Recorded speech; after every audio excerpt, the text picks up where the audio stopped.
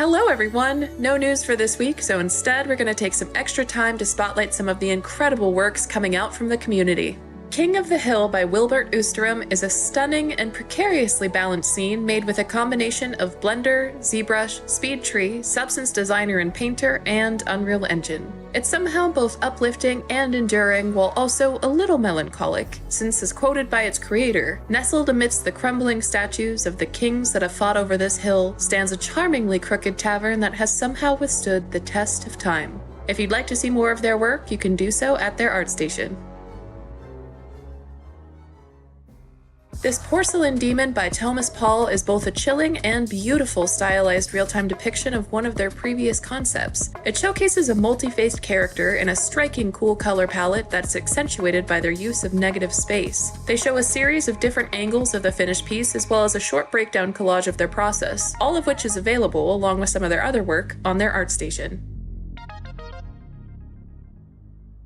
Temple of Makara by Mirsad Faseli is an entrancing underwater environment project that mainly utilized a potent combination of a mid-poly asset creation workflow and nanite. To emulate the magic of sea exploration, they used Lumen Global Illumination Reflections and Virtual Shadow Maps in conjunction with the Underwater Blueprint tools by Karim Obushusha, which is still available and will also be linked below. If you'd like to see a breakdown of the assets and materials used, as well as progression of the scene over time, you can do so at their art station. The Hatchery is a fear-inducing alien landscape created by Metatrox. The dark and dangerous crater was crafted with photoscanned lava rock that was procedurally scattered and stacked. The eggs, one of the main focal points of the piece, were made using a displaced sphere with a custom subsurface scattering shader to make a decidedly disturbing pop of color, just enough to distract you from the creeping monster lurking just out of sight. Metatrox has a YouTube channel where you can watch the entire building process of this environment as well as tons of other great content. Go check it out or learn more in their post available on the forums. Get some tissues ready for The View, an Unreal Engine 5 short film by Shane Spence Design that walks through the life-altering experience of love and loss. Join the simple perspective of a dock overlooking an unforgettable mountain range and time spent over seasons. Experience the impactful narrative that's only buoyed by a magnificent scene built with 5.2 lumen, ray-traced reflections, and ultra-dynamic sky for views so beautiful you'll question if they're real. You can watch the whole film on either their post on the forums, their YouTube channel, or ArtStation. Spider N2533E by Orphan RTG highlights a spider-like construct formed from iron scrap and mechanical remnants that lies in wait. Upon first inspection, you may garner some impression of lifelessness, but if you enter its domain, you may be surprised to find differently. With so much storytelling jam-packed into a small scene, you'll definitely want to check out their post on the forums or their art station for more of a behind-the-scenes look at this project. Islandia by Edred is a gorgeous 16-kilometer landscape built in 5.3. Using World Creator 3D, they built out landscape and layer masks that were then populated by small rocks, boulders, tall grass, shrubs, trees, and more with a procedural content generation graph. This PCG graph pulled information from 7 landscape layers to create areas affected by terrain height, slope, and splines. Nothing is more relaxing than taking a bird's eye view of the mesmerizing project zooming past. And if you'd like to see a breakdown of the build, you can do so at their Twitter/X or their post in the forums. That's it for today's Community Spotlights. Thank you so much for watching, and we'll see you next time.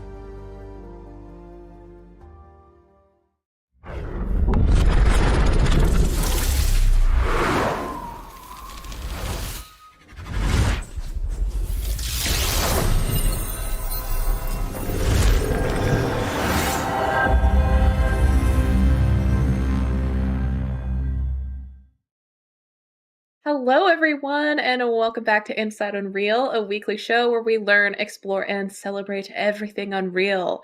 I am your host, Tina? Question mark? Your name. I forgot my name for a second. Yes, I am Tina. You can believe me and trust me on that entirely. Hello, fellow and human. today with me, yes, hello, fellow humans of the planet, most certainly Earth.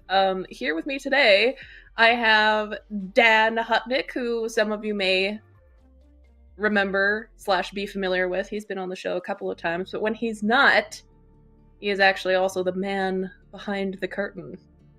Always present and happy to be on the occasion that I get to sneak away, my way in. Can't get rid of me forever. I come back eventually. Always. Omnipresent, omnipotent, all of the omnis. But yeah, today we have a really fun and exciting show for y'all where you're stuck with us for all of it. We are your guests and presentators and all of those words that I'm really struggling with today for some reason. So the problem is you say presentator, and now I'm just thinking of a potato wrapped in gift wrap. Like a presentator is funny to me. Feels also entirely accurate, honestly. So I'll give myself a pat on the back for that one. But yeah, today we're going to be talking about more psychology of environment art. If this is a topic that you're interested in, we actually did a previous session of this, I think almost exactly a year ago, actually. Last October, or 2 Octobers ago. So it would have been a year last October. Yeah, a year and some change, something like that. Yeah. But in that one, we went over a lot of things regarding placement of assets, how that matters a lot. Like even if you use the exact same assets in a scene, the way that you place them and do visual storytelling can completely alter how it's perceived by players that go through it. We also did a little bit of color theory, lighting, how you can lead players through a level through lighting and things like that. So if the ideas of that are interesting to you, go check out the first part, which I will find the link for and link it in chat at some point. Give me like 2 minutes to find it and then I will do so. But today we're just expanding on the general topic as well. I myself will be going over more color things, which is really ironic because I'm actually colorblind, but that's fine because it still applies. That's a shame. So that means you can't enjoy your green shirt. Don't do this to me, Dan. Don't do this to me. But yeah, I'll go over a little bit of coloring as well as lighting and claustrophobia. Ooh. Walls specifically. I see now. Tina and I, just for a little background, we don't really know what we're showing, like what each other is showing right now. So I actually didn't know that. She's just like, yeah, I'm gonna do some material stuff, and I'm like, okay, cool. I love materials. That's great. I also feel like I need to address the double headphones. This is making sure that the stream audio sounds good. I still have to run the show here, so it's seeming okay. I'm gonna keep an eye on chat. If it's bad, let me know. But I am gonna take this off because this feedback loop is incredibly distracting. No, I'm both on. I'm both on the entire time. Come on. Yeah, this one's gonna be a super interactive show. We're going to be really digging into chat here while we're going through. So if any of you have questions as we go through, please feel free to ask. Happy to address them as they come along. As well as, I know a lot of you who are watching are also seasoned devs who have gone through the gauntlet of creating environments and levels. So if there are any little bits of tips and tricks related to what we're talking about that come up as we go through that you would like to add in chat as well, please feel free to do so. Happy to also make call outs for all that good stuff. Let's just make this a big collaborative hug of environment. No, absolutely. The whole point of this is to convey some cool information and stuff like that. And I don't know about Tina, but I don't claim to know everything. So love to be able to come in here and share what I know, but I'm also super excited to learn from Tina and learn from you guys as well. So yeah, it's gonna be good. It'll be super fun. Awesome. All right. Well, you find that link? That's what I'm trying to do, but I'll get there. Don't worry about it. Yeah, great. Yeah, we'll get there. No worries. Yeah, Tina's gonna come on and I guess talk about claustrophobia, which I don't know if I should admit this on the internet, is definitely a fear of mine. So this could get if by the end of her thing I'm just like this, don't mind me. That's Don't that's gonna be the worry. sign test. That's gonna be the test, Tina. If I like start to actually fold in on myself, I think you've done a good job. So that's how If we'll know. you leave the call and the stream ends Yeah. early, then we know what happens. It's fine. It just cuts to the BRB and I leave. Just leave that running for the next 3 hours. yeah, it's fine. It's fine. So yeah, actually, with that in mind, we can go ahead and just dive right on in. We'll throw my screen up.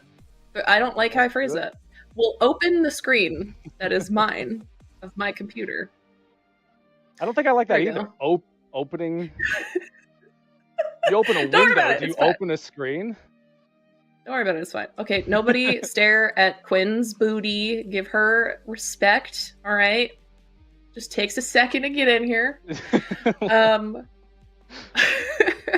But yeah, so first and foremost, a lot of you might recognize this scene. This is a very minimally altered version of the third-person template.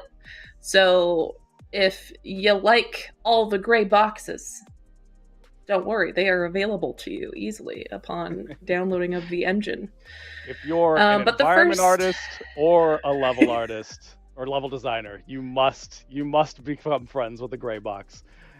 Even if it's Yes. through like a Stockholm thing, you will eventually learn to love them. Yeah. See, Red Bearded Joe in chat said that they found the link. I'm not sure if you can actually post links or chat, but if you can, you have my verbal approval to do so. But if you are physically not able to do so, then I'll find it in a second. But I appreciate you doing that. So the first thing I want to talk about, we'll dip just a little bit into the idea of claustrophobia here, actually, just as we open. So something that's key when it comes to building out your levels is, of course, the initial impression that you want to bring to your players, right? And it's easy to emulate a lot of that with a bunch of assets that you throw all over the place. But another thing that you really have to take into consideration is just the dimensions of your room and the walls that are around you. So the starter room is quite large, pretty wide open, even though there's a bunch of stuff in here that you can run around on. It's populated with assets. The room itself is large, so you don't feel boxed in. You feel like there's room to explore. It doesn't create that sense of trapped, Yeah. You don't feel like you're completely boxed in, even though you are technically. I'm not panicking. Another thing I want to point out, right? Another thing I want to point out is the lighting in this room specifically. I set up as just white. It is basic white point light that you can just pull directly in, and it goes right. So we're not even worried about the amount of lighting or the color of lighting right now. It's literally just dimensions of the room that you're in. So taking the same theory here, it's literally just gray boxes and white lighting. We're going to go over here into more of a corridor. Now, again, there's stuff here, so it's still populated with things, but immediately the feeling that you give your player is different, going from nice, big, wide open space to something much more enclosed. And specifically, corridors are, if you're really trying to freak somebody out, when it comes to claustrophobia, there are certain branches of it, right? But one of the main things that can trigger the sense of claustrophobia in a person is a very long enclosed corridor. So where the walls and the ceiling are bearing in on you, but it just continues for an extended period in front of you. That is one of the huge huge things that can cause a sense of panic or claustrophobia in people. So that is definitely something to keep in mind, especially considering what kind of experience you're trying to make. Because obviously, if you don't want your players to feel enclosed or trapped or suffocated or anything like that, then that's something you really want to keep in mind. Make sure you actually play it often. Because even this, the walls are not pulled in that far, but it still already emulates that feeling of lack of space more so than even just over into this room. So that's the first thing, just something to keep in mind. We'll experiment with corridors a little bit more in a moment too, but just to throw something in with that. That is, I think, going to be already coming up with Tina's, and it's definitely going to be a point that I touch on quite a lot when I get into my side, and that is just being intentional with what you're doing. There's not, I mean, there is some things you can do that are just probably objectively incorrect, but in most cases, it's like there's so many things you can do. Make sure that you're doing what you're doing with intentionality, because you might be like, hey, you know what? I want to make this hallway. It's supposed to be a really nice, pleasant environment, but you weren't really being mindful of the proportions and the length and things like that. And it might have, this kind of nice aesthetic, but then you look at it and somebody goes like, oh, I don't want to go down that hallway. Like, why? Like, they might not even know why they're all of a sudden getting this like tense, like this tension. So just being intentional with what you're doing. If you want to impose that kind of feeling, then that's a great way of doing it. If you don't want to impose that kind of feeling, but you've designed something like that, then you might need to go, okay, well, maybe I need to tweak the design a little bit.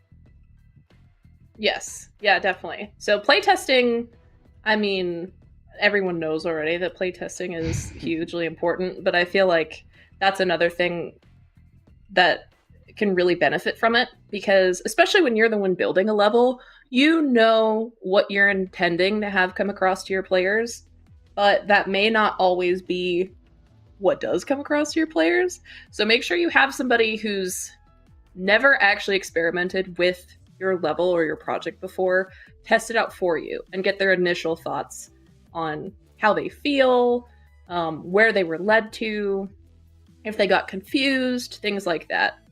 Make sure you take the time for that kind of stuff. So yeah, next part here I want to go into is the idea of,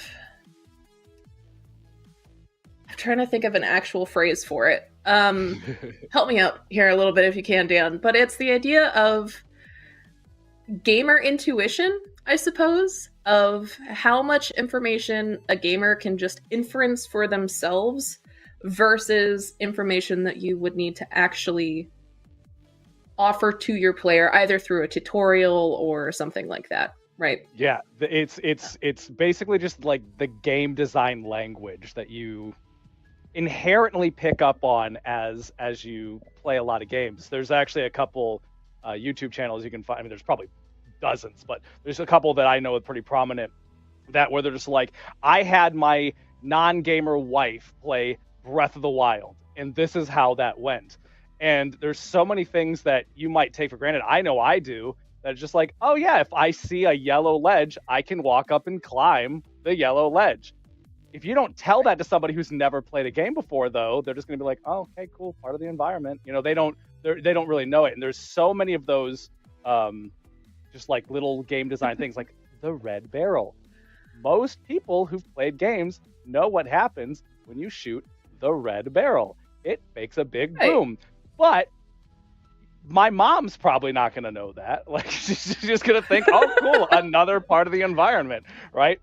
So it's this balance of kind of playing into what, we're already kind of pre-programmed, or the, majority of gamers are pre-programmed to know, and then conveying that same information to those who may not even know that. And like, how do you do that?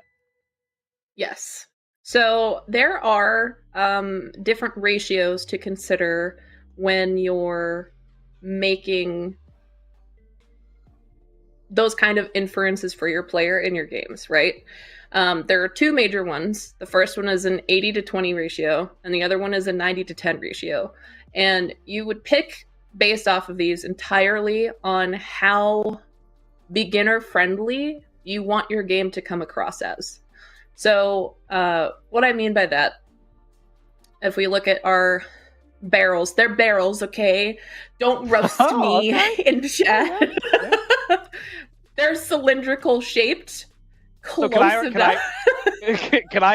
interject real quick? So we got boom barrel, we have acid barrel, and we have water barrel, right? like that's pretty much it, right?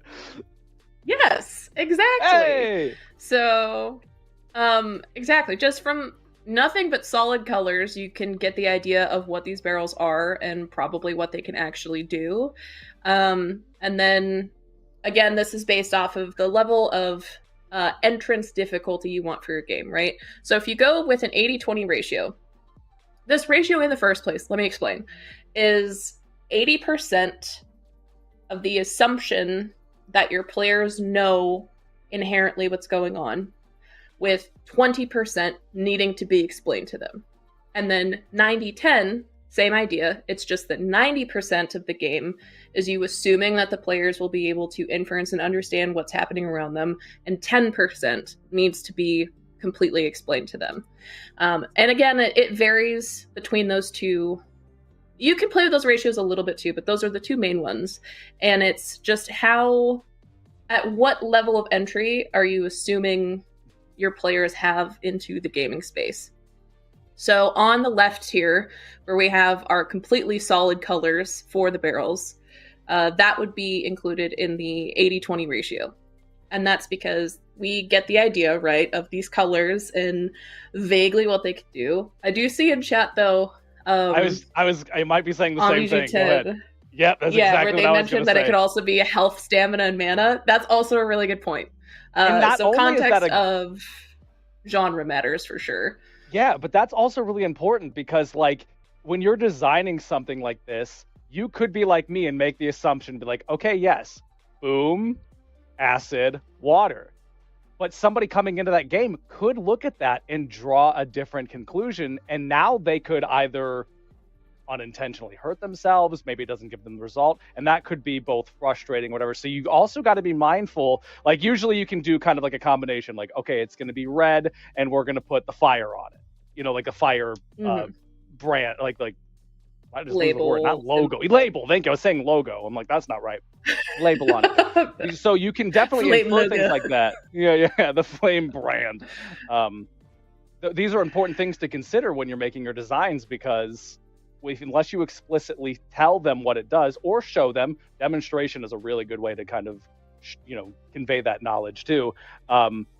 People are going to come to conclusions based off of many different things, and it might not align with what your goal was. So you can teach the player a lot without needing to say spicy bear. This one's jalapeno. Yeah. But yeah, absolutely. And the other thing is how easy you want that information to come across to your player too. So I know I'm just standing here, which is very adrenaline inducing, I know, but if we imagine being enthralled in some really intense combat at this time and these barrels were to come up, obviously if you have almost the entirety of your asset colored in whatever way here, so let's again go with the assumptions that these are a fire barrel or explosive barrel, like an acid or noxious barrel, and then a water barrel, right? If you see these colors where the whole barrel is that color, when you're entrenched in combat and things are really intense, you're more likely to actually see those and thus more likely to actually utilize them, because it catches your attention quicker, especially when other things are fighting for that attention. Versus the barrels on the right here, it's the exact same color coding system, but because it's smaller, maybe in this case it would just be a label, a fire logo, if you will, or something that's smaller to indicate what they are. While these barrels may still serve the same function, it's not as easy for the player to pick them out unless maybe this isn't their first combat of the game or they've gotten used to what they're looking for specifically. So they're less likely to actually utilize those items. So that's another thing to consider. How much environment play do you want in your game? Do you want it to just be an option that's available to the players, or do you want it to be something that's more integral and commonly used? Because the more often you want it to be used, the more obvious that you should make those items in your environment here. All things to consider. We'll move on, into our next corridor. How does this make you feel, Dan? I was gonna say we need a poll to see, chat, which way would you go inherently looking down the end of this corridor? Let us know. Yeah. You know, I honestly, actually want to know. if it wasn't that it was lit at the end, I would be infinitely more uncomfortable. But it's a fairly wide corridor. What are we looking at? Like 500 centimeters? Pretty good. Pretty big. Yeah. Ignore that it's not completely snapped on the left there. Don't worry about it. Tina. That bothers me more than the claustrophobia. Enjoy it. Oh, you want to know something else that'll bother you that you might not have noticed? There's just a little bit of Z fighting there. Just a little bit. Just a little. Tina, I'm going to assume you did this specifically to upset me. Because it's fine. You know what just gets right under my skin. Yeah, of course. You know, I need to make sure you feel welcome here, Dan. Yeah, you've hit me with 3 of the things. You give me claustrophobia, my symmetry is all off, and Z fighting. You're just coming at me with a triple threat. Hey, thanks for coming on the show, Dan. I really appreciate you being here. When I said you can't keep me off here, you were like, all right, we'll see about that. I'm gonna make you not want to come back on. It was a challenge at that point. Just looking through chat, seeing what everyone's saying. Yeah, here. We got some pretty interesting here. A couple people say right. I'm assuming because it's like kind of that cool light. Usually red means no. But I also, again, love, this is that exactly the things you got to be mindful of. We're also getting people saying left is cozy. So these rules can lean people in certain directions, but they are not steadfast. You will find exceptions to those, and you have to consider those when you're making your environment too, because you might unintentionally design something that doesn't fit what you need to. Now, again, because there's no steadfast rules and you can't plan for everything, you'll always, anybody who's ever done playtesting can know, like, you could be like, bro, I made this as clear as possible as far as I can tell. And you get into playtest and it's just like nobody figures it out, and you're like, oh, I have assumed much too much. So too much. Yeah, you have to be very intentional and make those decisions. And then a great example, test it. Be like, hey, I wanted them to go towards left or right side. That was my intention. I wanted to go left or right. I gave them these 2 colors, got it in front of some eyes, and now we're getting the different perspectives. And you're like, oh, maybe there are too many people are going to the side you didn't intend. So maybe I need to revisit this. So I'm getting like way ahead of you. Right. No, I love the input, because that's exactly right. It all can vary. But it is interesting seeing what everyone is saying so far in chat here. A couple things to keep in mind when it does come to using colors, especially in your lighting. Now, these, again, are not like steadfast rules. You can play around with them, of course. But generally speaking, blue is a soothing color. Right? If you were to be in a room that was completely painted blue all the way top to bottom, it would put you into a slightly more zen space than, say, in contrast, an entirely yellow room, like a yellow or red. Now, those kinds of colors don't necessarily mean bad. However, they mean energy. It gets you feeling more energetic, maybe a little on edge, but you're not likely to fall asleep in an entirely red room, right? So those are the kinds of things to consider when leading with colored light. So in this case, we've got, orange/reddish on the left here and blue on the right. We're also, again, going to be touching a little bit into the idea of claustrophobia and dimensions here. So I'm going to go to the right first. It's so exciting. Oh my gosh. Big empty room. Where like all the Batmobile drives in. So the feeling that this room I was intending to have come across, and you can let me know if it worked or not, is this is supposed to feel like a safe space. So if we were playing a very high adrenaline, high action game, obviously you cannot have a game that is all action all of the time, because it's going to exhaust your players. they need a time and a space where they can set down the controller or they can feel like they can pause their game and take a moment to breathe and collect themselves to continue on to the actual adventure. If it's just go, go, go, go, go, that's very exciting. But again, eventually your player is going to have to close the game down and finish up for the day. And either they're going to have to do it in the middle of the action and feel like they're keeping themselves on a cliffhanger, or interrupt their immersion of whatever experience they're in because they never had that opportunity to pause, relax, maybe shut down the game, come back if they need to, and that kind of thought process. So make sure that you do add in kind of these little side experiences or side rooms where your player can AFK if they need to, take a break, get some water, hydrate like a human should, question mark. So that's the point of this room. And it's also why, again, it's big and open to help enhance that feeling of this is a relaxed space. I'm not trapping you into something. I'm not cornering you into an experience. This is a wide open, feel good, soothing space so you can take a second before we go into the probably horrific things if I was the one making the game, because let's be real, it would probably be horror. This is our timeout room. So to add to that, specifically with that horror, is it's not only good for just the player in terms of like their stress levels or whatever like that, but it's also good because we are, as humans, are really good at acclimating.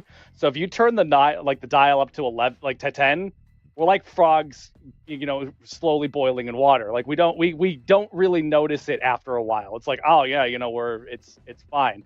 Having those valleys allow you to reset, so that way once it picks back up again, you go like, oh yeah, like if you're just like 100% of the time, eventually you're just gonna be like, oh well, this is just life now. But if you have those peaks and valleys, then it allows that, if you're doing horror, great example, it allows that horror to hit again, because if it's just like tension, jump scare, tension, it doesn't really work. It's why actually horror and comedy work so darn well together, because you get the tension and you're like, and then it's broken, you're like, oh, I feel so much better, and then it's like, oh, and then it's back, it lets you have those kind of resets that recovery from the punches, right? For the next punch. Just yeah, absolutely. There is an interesting comment I see in chat here from Chromeflux, where they said that they'd be interested to see the same area / same lighting, but with yellow lights to compare. And I really like that idea, actually. So I'll go down the other hallway, and then we'll come back here and we'll do that. Yeah. Because that's a good point. I'm also interested to see how we feel. They think that it'll still feel pretty safe because it's wide open and still decently lit. I actually agree. I think it would feel homey, especially if we did something that's closer to like fire candlelight sort of color. That's exactly the point I was going to say, is like you're also dealing with like not extreme colors. We're dealing with a cool color and we're dealing with a warm color. If you change this from blue to like a nice sharp red, that would be a dramatically different effect than maybe the cool, like the warmer orange that you have. Oh, just wait. Wait. Okay. I'm so excited. So we'll come over to this other side. We're coming back into like the thing on the left. Claustrophobia. I don't like the thing on the left. What do you mean? I don't like it. There's nothing on the left. There's literally any nightmare I've ever had on the left. No, this is safe, Dan. Prove that it's not in there, because it's dark and you can't tell me that it's not in there, because anything could be in there. That's fine. I love seeing everyone else also being like, I don't like it either. This is dangerous. Good. That's what I was going for. So, and it's not aligned to the grid. Why do you do this to me? Why do you do this to me? I'm not sorry. So, anyway, like I was saying, so we're starting to lean into the more yellow, orange, red colors of lighting here. It's an energetic color. and the walls are enclosed. So you're getting more of that color bounced off of the environment and back to you, which also, even though something is well lit, does not mean that the lighting can't play against you. If something is very, think of if there's a blazing fire, right? Things are going to be very well lit, but that does not mean that you are safe. And also, similarly, with a lot of very clinical environments that you see that feel very oppressive and scary, those are usually way overblown with lighting as well. So you can feel claustrophobic from more than just walls and props, but also from the lighting that you have in your scene, how intense it is, and how much of it is bouncing back to your player. So specifically in this room, I made sure that it's, again, very well lit, but it's an energetic color. So you're already feeling a little more on the edge of your seat. But it's contrasted by that deep, deep darkness off to the left there, which is fine. Don't worry about it. This is fine, everybody. You have nothing to worry about. We'll go over here, see what's going on. How are you feeling, Dad? Don't do it. How are we feeling? I feel like behind you is good times. I saw a comment here a minute ago that was really great. It said, "Can we go back to the other room now?" I agree. Let's go. Let's go back. No. Absolutely not. Mega Mocap's into it. They're ready. Good. Yeah, see? They're going to be my strength. Do it for them, not me. Do it for Mocap. But yeah, so obviously we can see here we're still in that enclosed, very trapped feeling. And we have that really strong contrast between an obviously very strong light and the deep, deep darkness here. But this one is that very scary, overly red that you were talking about before, Dan. Where this is a spooky room. Makes you anxious to go around the corner. And there's nothing. Oh, endless red. What's great about it too is it really preys on. There's something I'll talk about it a little bit when we get into mine. You've probably heard about it before. You'll hear about it many, many times since. I don't know why I keep on doing the animal analogies. I was talking about frogs. Now I'm going to say I'm a moth. We are like moths to light. That is where we will go naturally. And what I love about that is we had that kind of like warmish place, and then we had the scary place, like, oh, I don't want to go in there. And you go into the scary place, and then your only source of light is somehow scarier than the darkness. So you're like, I don't want to go there, but I'm drawn. I don't want to. Yeah. I'm drawn towards that light. I don't want to go there, but I want to go there. Yeah, it's a very unnerving instinct. We're just like, okay, let's do it. Shield up. Yes. And I know this is probably just really intense to look at, but I did want to take a second of literally just staying in this all red room, like I had mentioned before, just to make you really experience the feeling of like, what does nothing but blank walls in a strong color make you feel in this enclosed room, And it's, for me, I feel not great. I feel like I want to leave. But it could be different for everyone. So. Yeah. I also just love Volkiller Games says, takes note, we are moths. If there's one thing you learn from all this, forget everything else. Forget the color theory. Forget the spatial. Just we are moths. Thank you for coming to my TED Talk. Yeah. And now we'll do the process of running back into our safe room. Yeah. Oh. Dude, and it's actually amazing because it feels so much nicer to me now. When we first came in here, I'm like, okay, cool. Cool room, literally cool room. Nice, big, open, whatever. I had a little bit more neutral vibe after going there and coming to here. First off, this just looks bluer to me. I know it's not, but man, it looks so much bluer than it was. And it feels so much nicer. Yeah. Yeah, absolutely. But yeah, that's going through all the main stuff there. I do want to experiment with that idea that Chromeflex had of changing red X's on the lights. Tina. Listen, don't worry about it. So I'm gonna change it to, I'm gonna try and go for, like I said, that sort of like candlelight or fireplace sort of color here. You should, if you're doing that, use actual temperatures for your lighting. By the way, I'm not. I'm just ad hoc selecting colors. Don't do that. Do as I say, not as I do, for sure. But we'll get something sort of close here. There we go. And now this is our big room. You know, I still feel like safer, but I don't feel as safe as I did with the blue lighting. You know what I find also kind of strange, and I'm curious if anybody else has this. I don't know why, but the room feels slightly smaller, which you'd think wouldn't happen because it's technically a bright, warm light. But I don't know why. I got the impression that it felt just a little more enclosed with the warm light than the cool.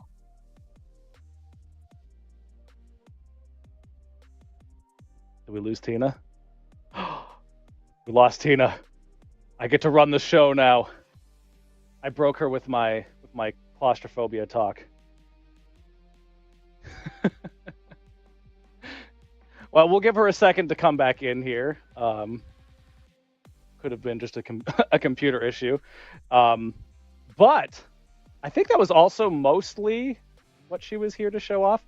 When she gets back, she's more than welcome to. Well, I know she wanted to do the warm, the really stark red, so maybe we'll jump into that. But in the meantime, I guess we could kind of subtly shift towards what I was going to show off. Okay, I just got a message. Computer crashed. So we completely broke. I'm going to tell her it's because her grid wasn't aligned.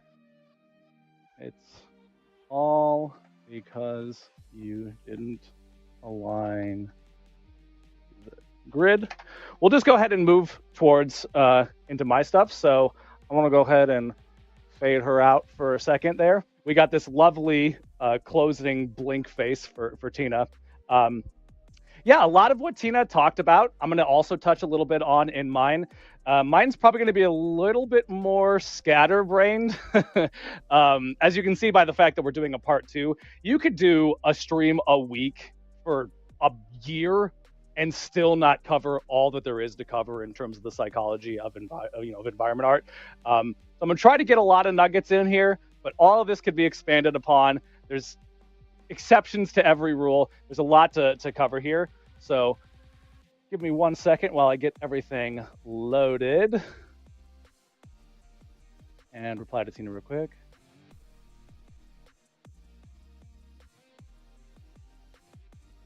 All right, cool. Let's go ahead and open up my side here real quick. So jump on into that. Cool. Faded in. Whoa! That was Tina. I literally hit the faded in button and you appeared. That was amazing. Magic. I haven't actually started yet. If you had more that you wanted to do in yours. I don't know if you want to risk it exploding again. It might. Who knows? It did not like me messing around with lights and stuff. The only thing that I'm a little with is I did see someone was curious about what it would feel like if the color was green instead of blue or yellow. You know what? It would also feel very soothing. Do it. What's the worst case scenario? You explode again and I load back to this? I guess. Let's do it. Let me... We're flying by the seat of our pants here, folks.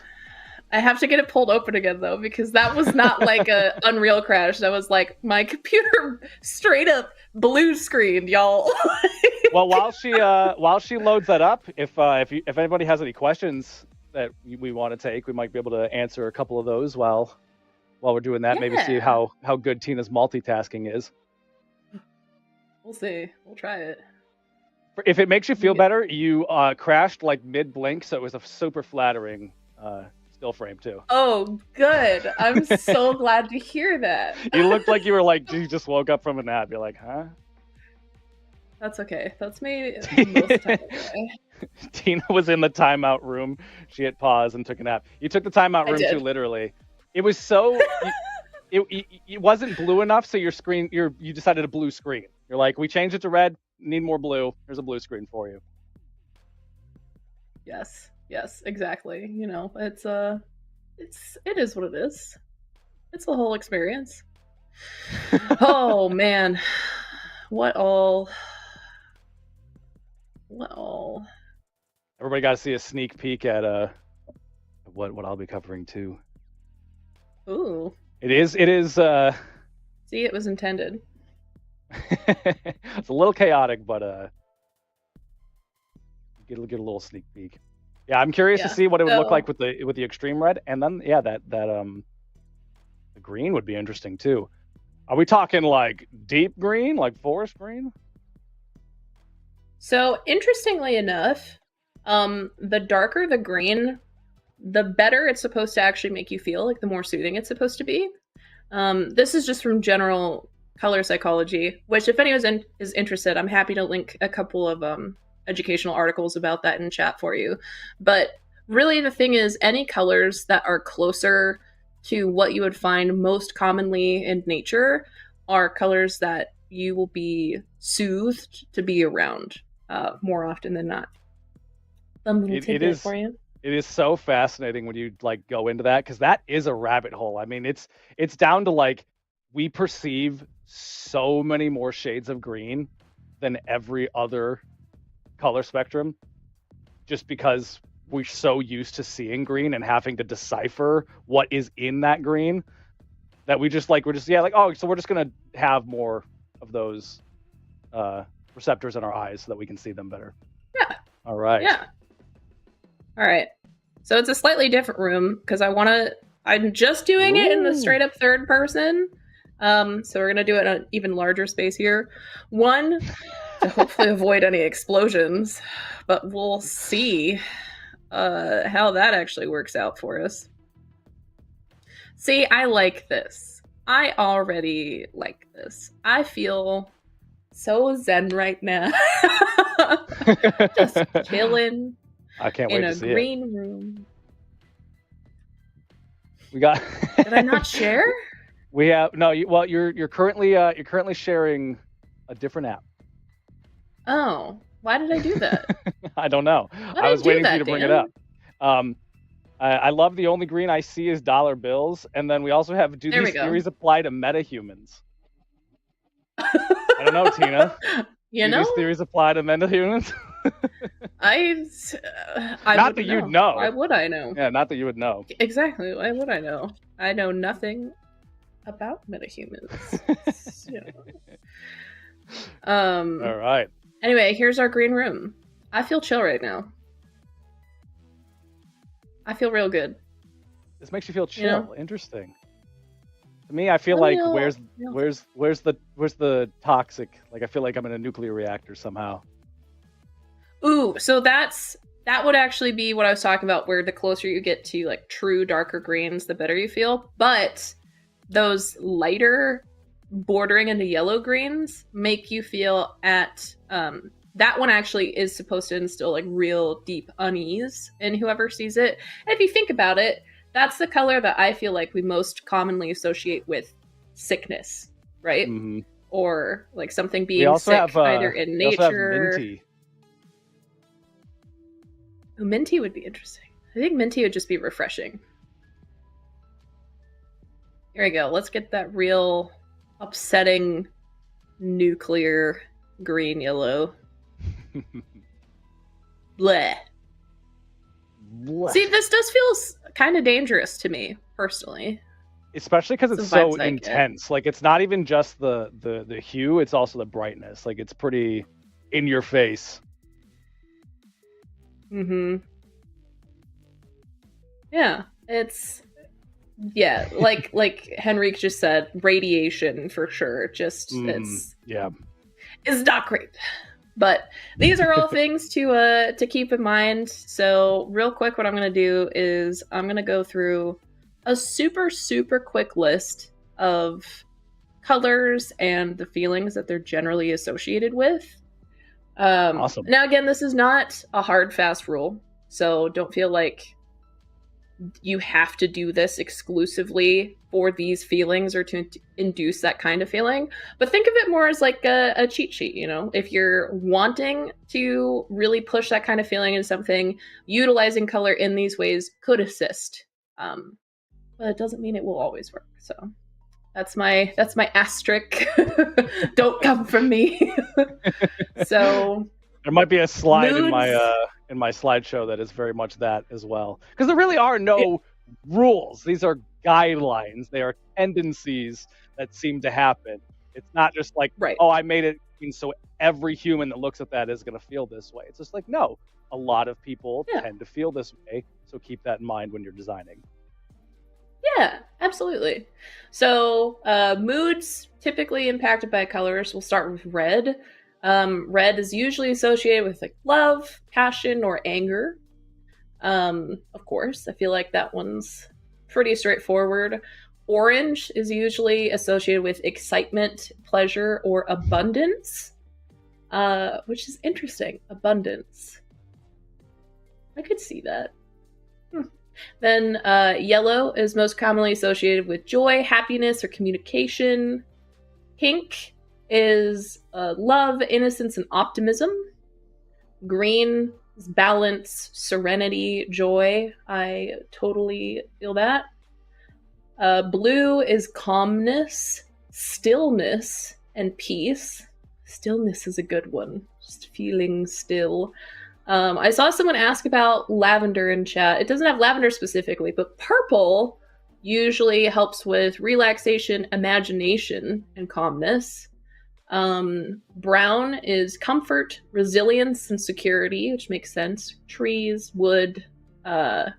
Gray is comfort, maturity, and calmness as well. Lots of calm with colors. Very few are like, white. White's a fun one because it can actually induce either calmness or hope, or negativity and depressive tendencies. Yeah. Which is interesting. Well, in different cultures, different things. Well, in different cultures, that's also true. Like in some places, like kind of like the Western world, we tend to wear like black for things like funerals and stuff like that. In other cultures, it's white. Like white is death instead of, and that. So like again, they're not rules, they're guidelines. Yes, exactly.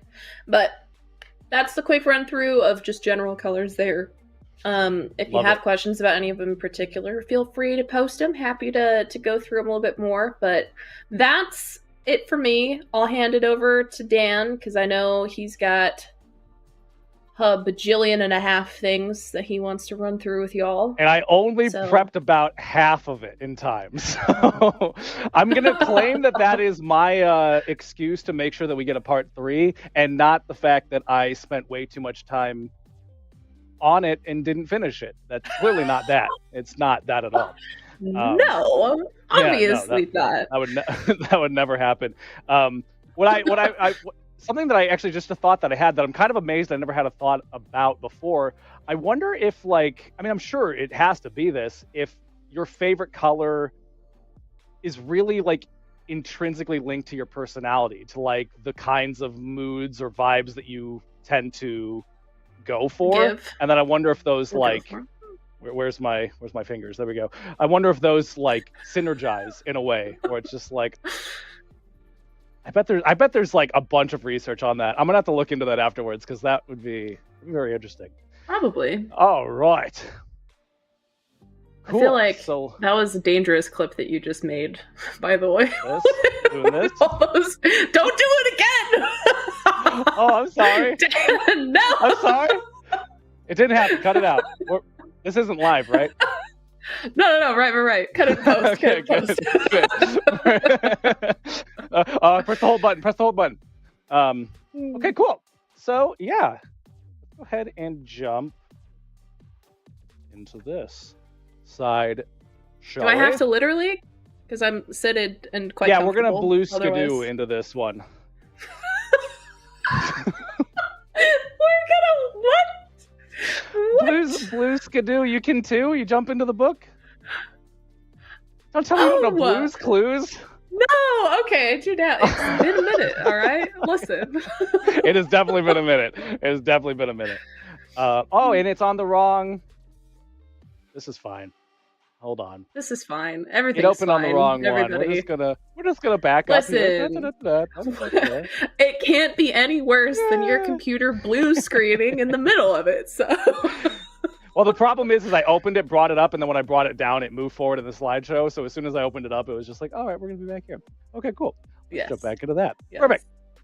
So again, there's so many topics. There's so many things we could talk about here. One of the ones that I kind of wanted to delve into a little bit, because I think that maybe I'm just speaking from my own perspective. This is the way it kind of felt for me, is that like level design and environment art are like disparate, like they're separate disciplines, and you do one and that's it. And depending on the company, that can absolutely be true. Usually the bigger the dev, the more specific the roles end up being, and it can very much end up like that. But for a lot of people that work on, medium-sized projects, indie devs especially, they're a lot, you might be responsible for both. And whether you're responsible for both or not, you need to keep certain things in mind, because yes, their design is different from art, but they have to work together. Otherwise, you'll have a really fun level that looks terrible, or you'll have a very pretty level that plays really poorly. Is a very nice way to say that. Like getting caught on collision while trying to jump around and things like that. Yeah, or it's just like an empty, pretty world and there's no cover and you don't have to make any meaningful decisions about how you traverse it. Like, there's so many things that go into it. Honestly, this here could be a multiple part talk. So we're going to go probably pretty surface level for a lot of this. But if you guys want to hear more, yell about it, and maybe I'll be able to wrangle a few people into letting me come back here and talk a bit more. Yeah. So yeah, and the reason I specifically put this bottom part here, it says, and the delicate push and pull between the two, is that there is 100% a give and take in this. It's not to say that you can't have a pretty environment and a great level. You absolutely can. But in almost all instances, you're going to have concessions on both sides, where you might have to do a few things with the art that maybe you didn't want to, because it serves a game mechanic, and maybe there was a very specific design principle that they had in there that had to be altered slightly, so that way the stylization of the game or the scene or the environment also fit together. So again, that was a whole thing. We'll talk more about that. Yeah, this is just the exception to every rule. Again, these aren't hard and fast rules. It's guidelines, best practices in most instances. But what works in one game won't work in another. What works in one genre won't work in another. They're just things to keep in mind. So, what is level design? We're going to go real simple here at the beginning. It's just the actual design of the level, the scale, the proportions, the layout, often referred to as gray boxing. We'll have a lovely image of that here in a second. It is gameplay focused. The idea of the level design is, how do we make a play space that is fun, that serves the game that we're going for? Whatever roles, whatever gameplay we're kind of trying to aim for. Is it serving that? Is it doing it well? Blah, blah, blah, blah, blah. Predominantly in cooperation with narrative mission game designers, especially if it's like a single player environment. You're going to be very much back and forth of being like, all right, what's happening in the story? What's happening where we do it? Where is this happening? Blah, blah, blah. From there, you then get the gray box. You'll play test a lot of it. Once it's done with play testing, everybody goes, all right, cool. It'll be hand off to the environment artist to do pretty much everything else. It is going to be all of the scene assembly, the decorating, the meshes, the texturing, the materials, the lighting. All of that comes into the environment art side of it. Now, that's not to say that one is more difficult than the other or one takes more work.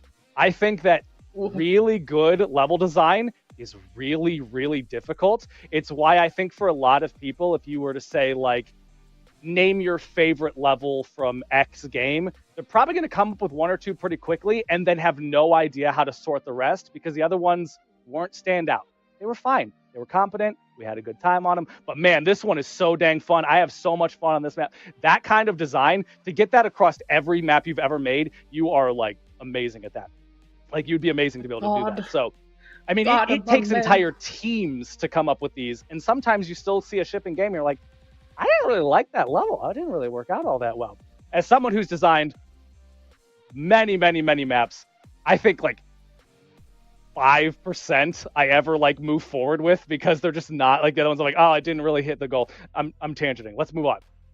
So this is just a quick example of gray box to environment. Gray boxing literally is that. It's a bunch of gray boxes. You jump in there, you load your character, you run around, you make sure the play space feels good, the scale's right, cover's where it needs to be, line of sights are where it needs to be. The player is flowing from the map. They're not getting into weird dead ends. They're not being like, I don't know where to go. They're not just not using portions of the level because the pathing doesn't lead them there, or there's no tactical advantage to it. Maybe there's a tactical disadvantage where you go in there and you just get sniped. You know, there's so many things that go into that.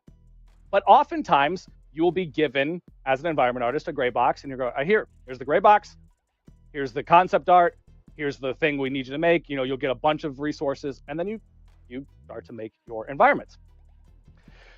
So, this seems like a level design question, and it is, but what I really want to kind of emphasize here is that, like, even though it is predominantly a level design question, how you decorate your environment can heavily impact the gameplay in countless ways, in terms of being like, hey, you know, when everything was gray, the players really like going down this hallway, but you made it really dark and red, so nobody wants to go in there anymore. Like, There's nothing wrong with dark and red hallways, Dan. Like, that's a real thing that you have to consider. So there's a lot of things that they consider that go into that. That was a little bit, I mean, I'm already getting into like the actual design. We're going down to like, is it a single player game? Okay, if it's single player, is it linear? Is it semi-linear, where you kind of have almost like you enter into an area and there's a bunch of different paths you could take, and it kind of like widens out and then comes back in to continue on to the next area? Is it completely open world? Is it hub-based? Those are all design decisions that not only affect the design of it, but also what you're going to do with the art. And Tina, I am rampaging through here and not reading chat, so do not hesitate to just totally interrupt me if there's something that needs to jump into here. I'm trying to fit. I'm just trying to cram it. So we'll use this as a great opportunity. Go ahead. Things. Let's do it. I mean, there's a couple real zingers going on. I mean, feel free to go. The main one. The blue do into a better hallway right now. Exactly. That's so good. I love it. But anyway, please continue. Yeah, sorry. Is it multiplayer? And the single player to multiplayer, to me, again, could be a whole show in and of itself in terms of like how you would design the environments, both in terms of the actual level design itself and how you decorate the environment. Number of players is important because that's going to dictate the scale. The scale will also often dictate where it's placed. Like, if you're going to do a battle royale game that has 128 players, you're probably not going to put that into just one hospital. Like, that would be absolute chaos. You'll probably be like, all right, we're in like a city that also has a hospital. Not saying that there aren't ways that you could make that work, but in general, that would be a very challenging thing to do. Is it team-based? Are we talking about where there is segments of the area or of the map that are like typically going to be quote unquote your side versus their side and have like, you know, preferential spawning and all that fun stuff? Is the number of teams, is it just 2? Are there 3? Are there 4? Like, how many corners of the map are you dictating and deciding this thing? That can also go down to the color that you use in those areas, because you might be like, all right, you know, we have a blue team, so this is going to be a bluer hued area. This is green team, so we're going to make it a little bit more green. That is directly impacting the environment art with a gameplay design decision. It's a thing that you want to keep in your mind. Game modes. This one, honestly, I don't think a lot of people consider, because in most cases, if you try to design a map to work with every game mode, you end up with what I kind of was talking about before, which is like, yeah, that's a fine map. Because it's designed to do everything, it can't do any of them exceptionally. It can do them fine. It can even do them well. But what works really well with a one-sided capture the flag game is not going to work as well in a free-for-all or a King of the Hill or something like that. So these are all things that you want to keep in mind. Game mode specific. Just talked about that there. Cool. That's just, is it single player and what what are we doing there? Now we have to talk about the perspective, because the perspective of how you're looking at the world is very much going to dictate what you do with the art. If it is top down, you might not need really high fidelity, high density, high res assets because the player is never going to see that there.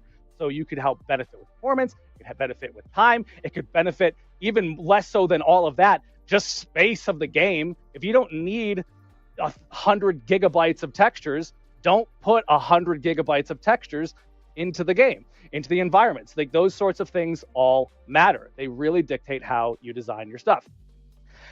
And then there's every kind of genre that you'd ever want. But again, these all dictate things. These are things that you really want to consider, because I know, at least for me, when I started doing environments, I'm just like, I want to make pretty cool things. And I made pretty cool things, and they were very unfun. And nobody liked to play on them, including me, because I wasn't considering everything that needs to go into it. I was just about to say it's not hard to make a pretty environment. It is incredibly hard to make a pretty environment, but it is even more incredibly hard to make a pretty environment that serves the purpose of what it is that you're trying to make. Be it a single player game, be it a multiplayer game, be it a racer, whatever it is. Getting those to work together is incredibly difficult, so you have to be mindful of it every step of the way. Cool. Unspoken language and game design. We just talked about that. Is this a good cue? Has he got any questions? I think maybe between segments is when I'll chime in. No, you're good. If I see anything that really needs to be answered in the just moment, wave. I'll let you know. But just wave. I'll know what that means. Okay. I more want you to take a breath, man. I didn't hear you. I'm gonna take a breath sip. Actually, I'm gonna take a sip of something real quick, because I'm definitely my throat has already not been into it today, and I'm just talking so much. So give me 1 second. We're gonna be going for like another hour. Get your sips in now. Cool. Hydration check, everybody. Get some water if you haven't already. Yeah, exactly. Hydration check. Dan's pouring his heart out. Let him cook. Oh, we're gonna cook. All right. So, this is actually something that Tina was just kind of talking about in hers. The unspoken language of game design. Painted worn ledges mean you can traverse up them. Specific color on interactable objects. Red barrels came right back up. Rule of threes. Enemy spawns usually mean you're heading in the right direction, etc.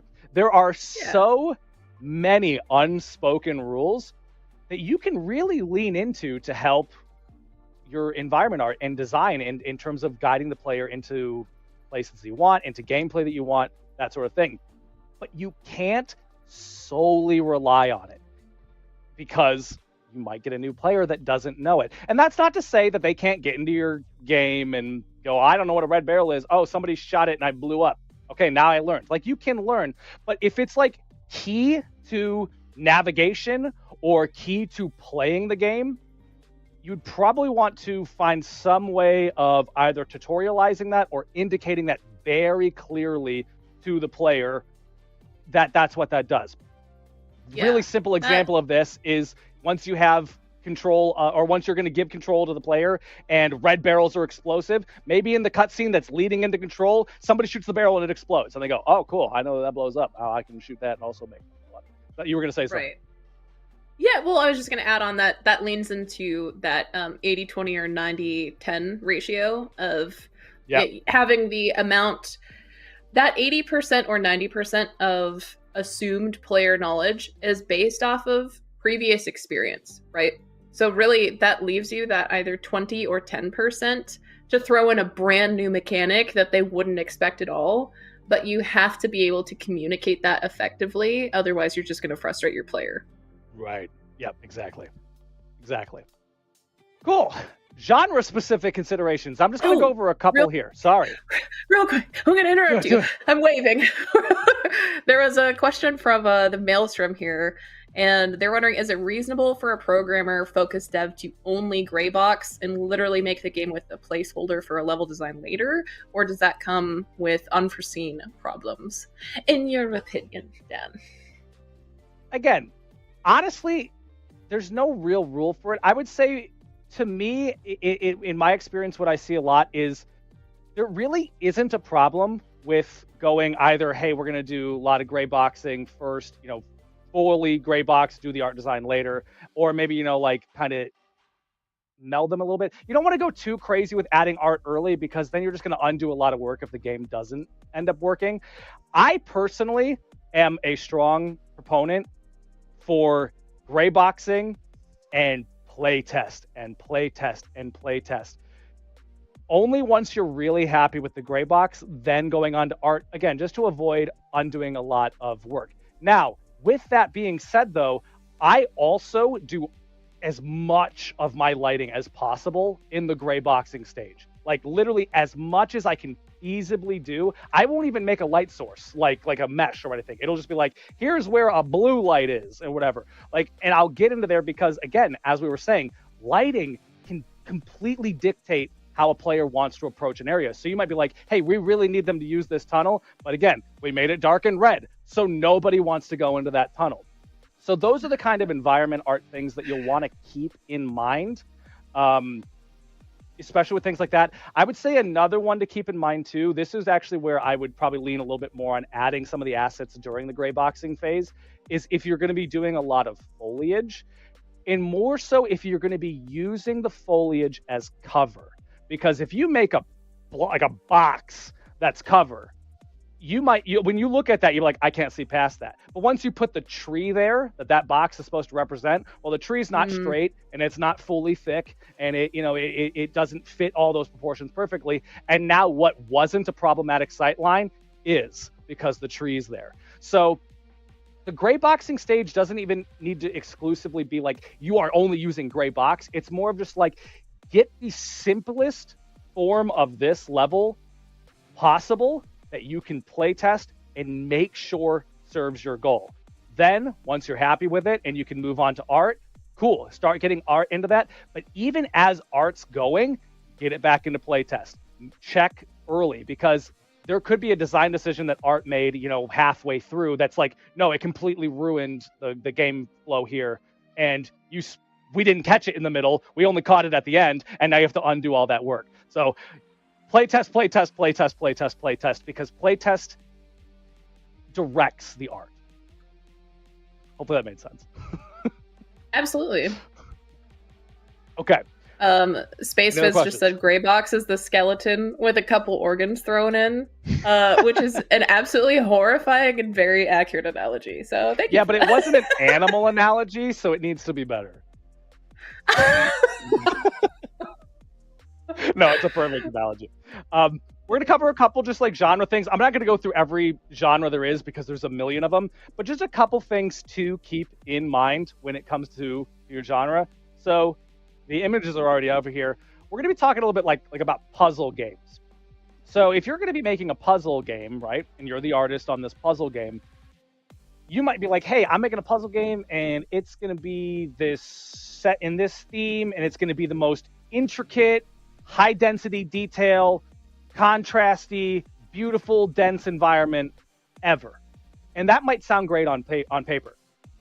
But the thing with puzzles is that the whole point of it is that the player looks at the environment and can deduce what is important to this puzzle and what isn't important to this puzzle. And if you give them the most hyper-realistic, cluttered, there's a bunch of objects, a bunch of density, there's foliage everywhere, it's so lit in so many different ways, they're going to look at that and they're just going to see a sea of noise. It might be very pretty noise, but it's not helping them figure out the puzzle. They're just trying to figure out what is important in this beautiful world that I'm in. I shouldn't use the word beautiful, because you're going to have beautiful, clean environments too. In this extravagantly detailed world that I'm in. That's a consideration that you might want to have. If you look at a lot of really popular puzzle games, Portal, Witness, Superliminal, things like that, they are stunning games, but they're not cluttered. They're not dense. They are simple and pure and beautiful. So an environment like this might be more beneficial for that kind of game, because if you look at these two pictures here, it's a little bit easier to go, hey, it's got some great plant life, it's got some cool design and things like that, but I'm not going like, oh, there's 10 million objects here, which one is the key to the door? Like, you know what I'm saying? So it's clear, but still pretty. So if you're doing a puzzle game, that dictates the art. Every decision dictates the art is what I'm trying to say. And I'm going to hit on that a lot. Has a clear design language, the final kind of point there.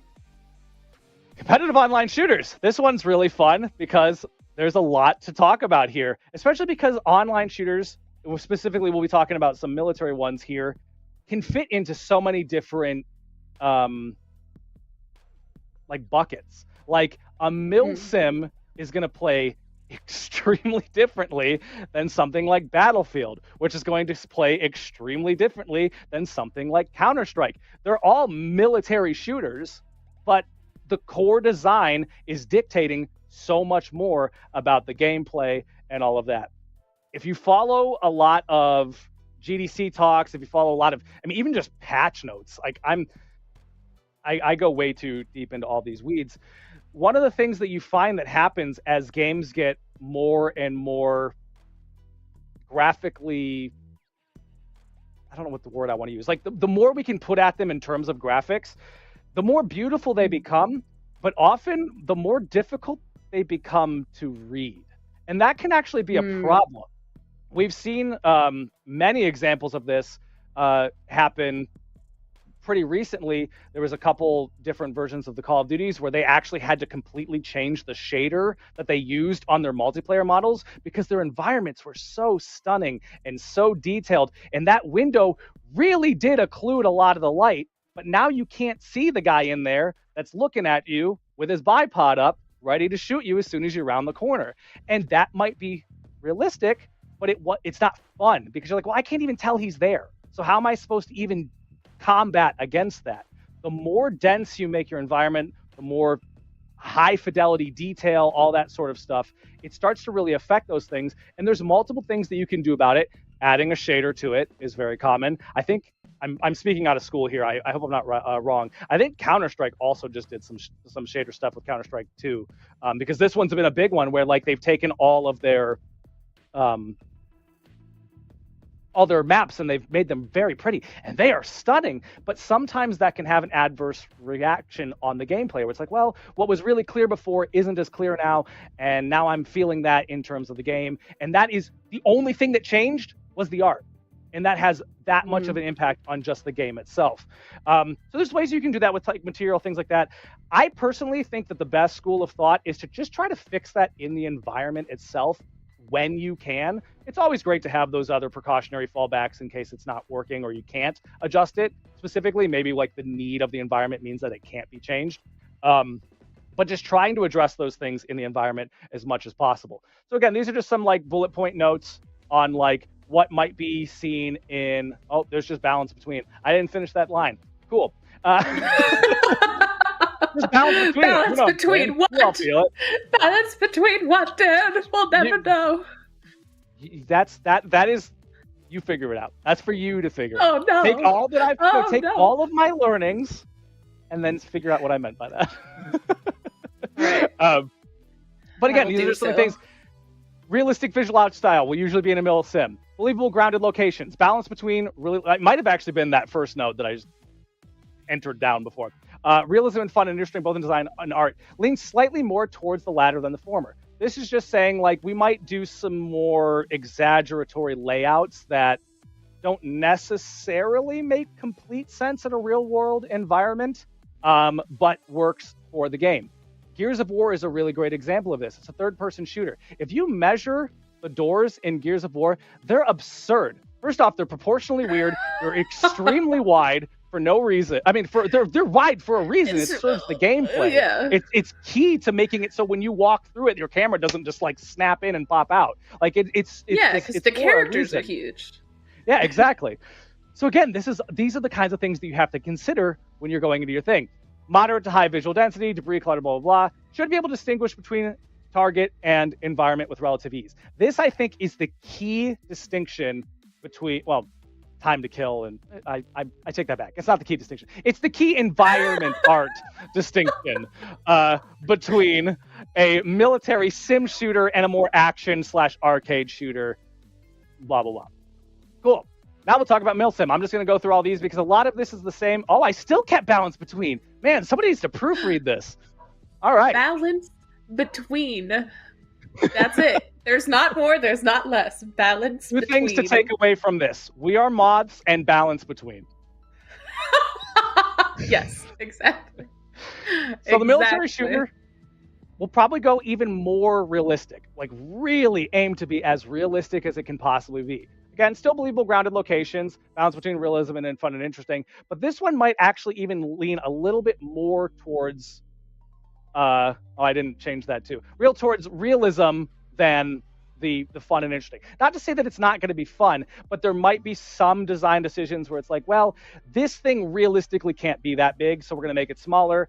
And now maybe that area is slightly affected gameplay-wise because it, is maybe a smaller thing. There's less cover there, blah, blah, blah, blah. You'll tend to lean a little bit one way or the other. Again, it is always a give and take between like what is fun and what is realistic. It always is. And then you just find yourself on the spectrum leaning one way or the other. This one will probably even have higher visual density in terms of debris, things like that. And this one will also probably be easier to lose targets in the environment because, again, it's realistic. It's like, hey, if it's going to take me 2 bullets and then I'm down and I have to wait 45 seconds to a minute before I play again, then I want to be able to hide in that bush and people not be able to see me because I have a material on me that's making me glow. You know what I'm saying? Things like that really affects kind of the design with the environment. So here is just kind of an example of what you might find in a more arcadey kind of shooter versus something realistic. If you look at the thing, I personally think both of these are very, very visually appealing, but they are serving two completely different goals.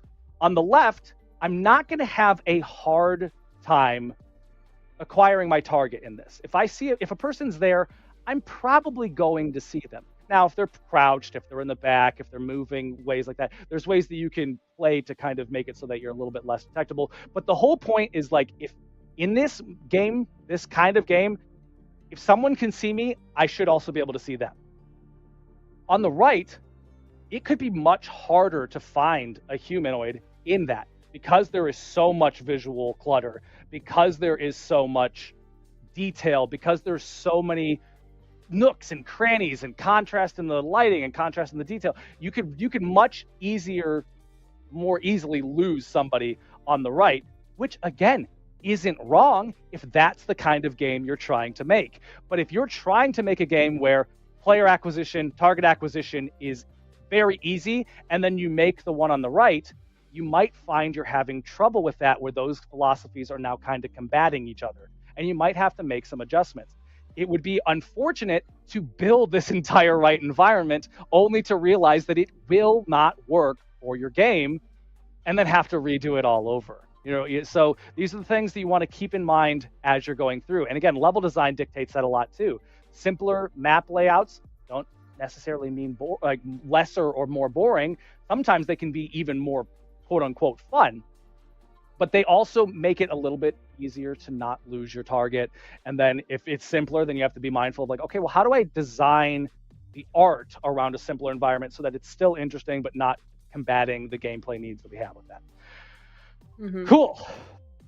One more genre specific consideration here.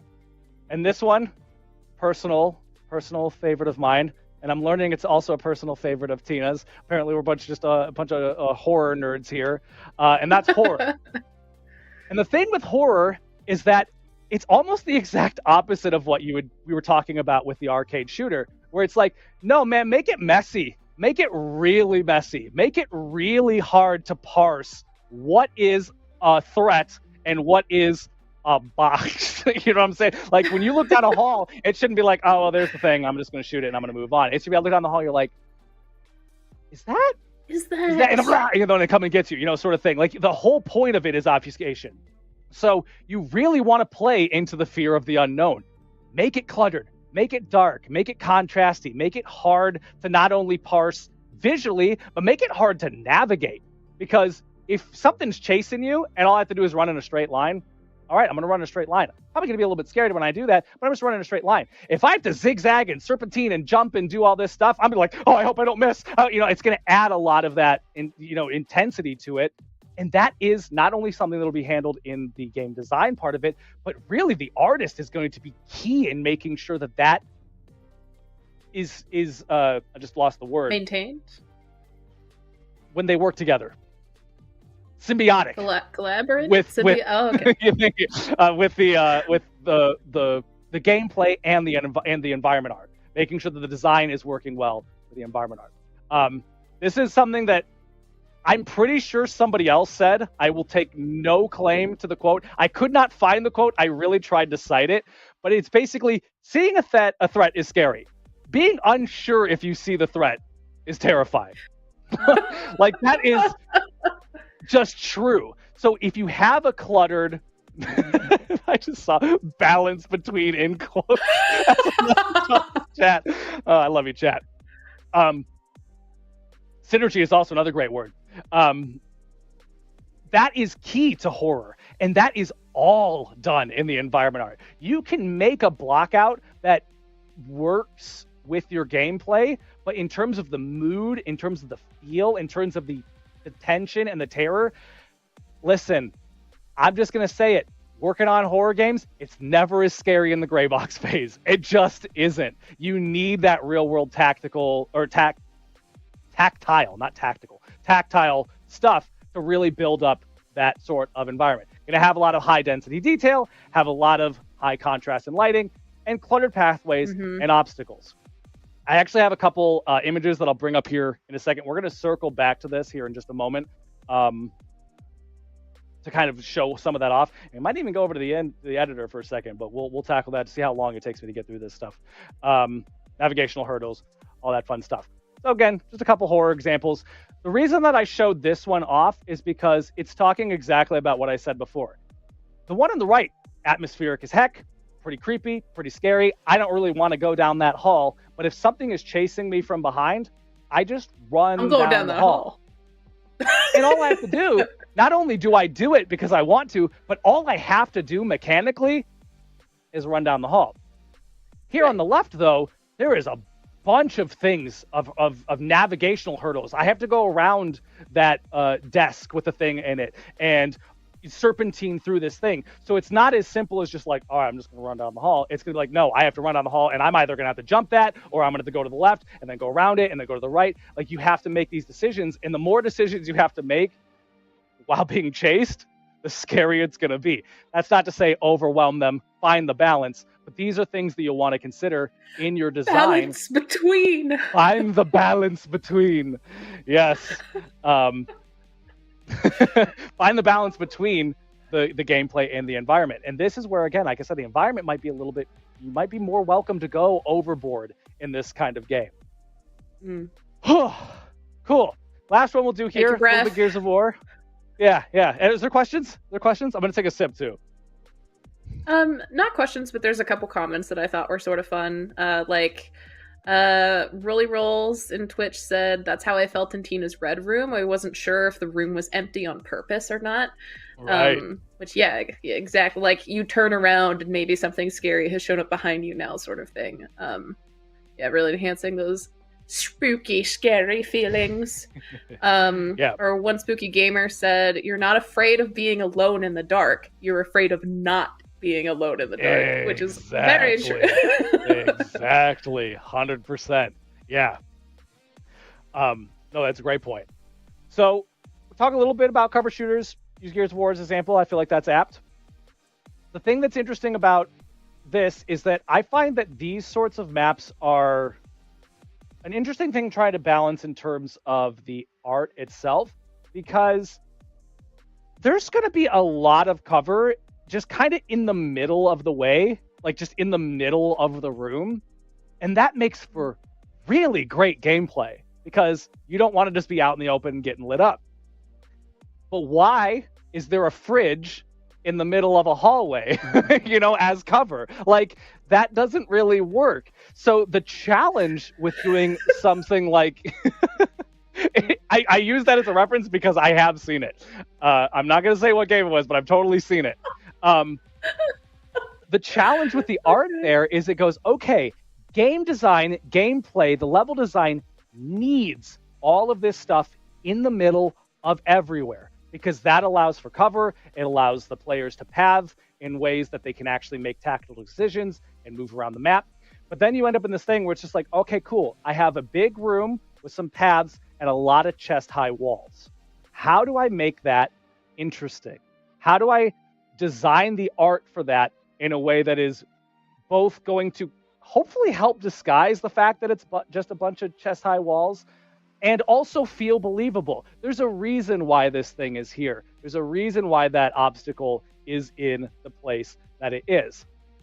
And this is, learn 3 things. If you're going to take 3 things from me, we are moths, balance between, and this. And that is that environments should be believable. Or sorry, they need to be believable, but not necessarily realistic. Believability needs a level of realism, but there is always going to be a bit of take there. If you believe that the environment makes sense, then that's as realistic as it needs to be. It doesn't have to be like, well, and a cart is exactly 76 inches, or that'd be a very tall cart. But you know what I'm saying? Like, it's not exactly those dimensions. As long as it feels like, hey, that feels like a cart, I believe that is a cart, then it can have weird proportions as long as you believe it. Now, as soon as you look at it and you're like, what the heck is up with that cart? Then you've skirted the line too far, and there's a problem. But I find a lot of artists, especially those who are on the art side specifically, they're like, realism. And realism is great, but it is not the end all be all. It is a great path. It is a great tool, and you will use realism in so many countless ways in designing your world, but it's never going to be 100% realistic. Even games that strive for that won't attain it 100%. They might get 90%. They might get 95%. But funny enough, with your ratios, usually it ends up in that kind of 70 to 90% realism in realistic games that then have the concessions for graphic needs, memory needs, gameplay needs, blah, blah, blah, blah, blah, blah, blah, blah, blah. Yeah. And I think a big part of that too is kind of like what you were saying. Immersion does not have to be realistic. You can be absolutely entrenched in a world that does not and never will exist. 100%. But also I think the problem with going too realistic with things too is that's when you start treading the very precarious line of uncanny valley, which you can do with environments. I know most of the time it triggers with faces and facial movements and stuff, but you can do it with your world and environment design as well. So it's a fine line to balance sometimes. Yeah. Some of my favorite levels in gaming, when you actually stop to think about it for a second, like once it passes that the first look check, you go, that don't make any sense at all. Like, what even is this place? Why are we on some concrete just connection of paths on a cliff? It's just in the middle of the snow. What is this? Why does this world exist? Like, why am I on this? And if anybody can figure out what I'm talking about in the chat, I'll give you an internal thumb up. I won't say it, but you if you figured out the map that I'm referring to, you get my cookie, my gold star. But it is honestly one of my favorite maps ever. It doesn't make sense once you really break it down, but it's believable. I believed it when I was on there. It's not realistic. It realistically makes no darn sense. But it's a believable world that I believe, yeah, this place exists and I'm having a fun time blowing up my friends on it. Like, that's all it needs to do. It doesn't need to be realistic. It needs to be believable. Whatever that is, whether it's a stylized believability, whether it's a realism believability, doesn't matter as long as it's believable. these are a couple examples, and we're kind of sticking with the Gears of War theme here, of not necessarily realistic, but believable. I'm going to put my cursor on here for a second. Why are there just two big blots here? Like, how did they get there?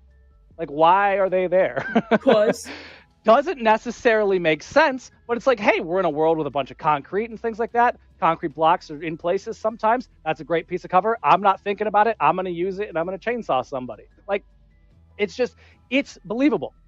Not realistic, but it's believable. My favorite example, though, is this. These are on roofs. What is this? Like, what is it? Why does it exist? It's just like a platform that you have to mantle on, and then it's a ramp, and then you just kind of drop off. And there's some pipes under there. And like vents that would have a hard time connecting to anything else. Like, again, if you really analyze it, it's not realistic. A roof wouldn't have this thing, but it's themed and it's believable, and then I don't think about it. So I'm going to need the civil engineers to come in here and explain this for us. But these are important things to keep in mind, because I've been in this situation where I'm like, well, I'm not going to do that because that isn't how a building is built. And in some cases, I was right to do that. But in other cases, I was like, I don't know what else I could put here that fits the need of the gameplay. Because to me, I would just take this out. If as an artist, like in my artist brain, I would just take this out because it doesn't make sense. But that was built for a reason. The game designer's like, hey, we need this vantage point. It's a great place to snipe. It puts pressure on bottom mid, whatever the heck, blah, blah, blah, blah, blah. So you have to find a way to make it work. Again, repeating myself, not necessarily realistic, but it's believable. You don't think about it once you're playing. You're just like, okay, cool, I'm going to go up there and I'm going to do my thing. Like, it's believable. And if I'm not mistaken, I only have one more slide for this. And then we can talk about the thing I was going to circle back to. This one is probably one of my favorite maps in terms of not realistic, but believable. Like, this is a really weird place to put a bench.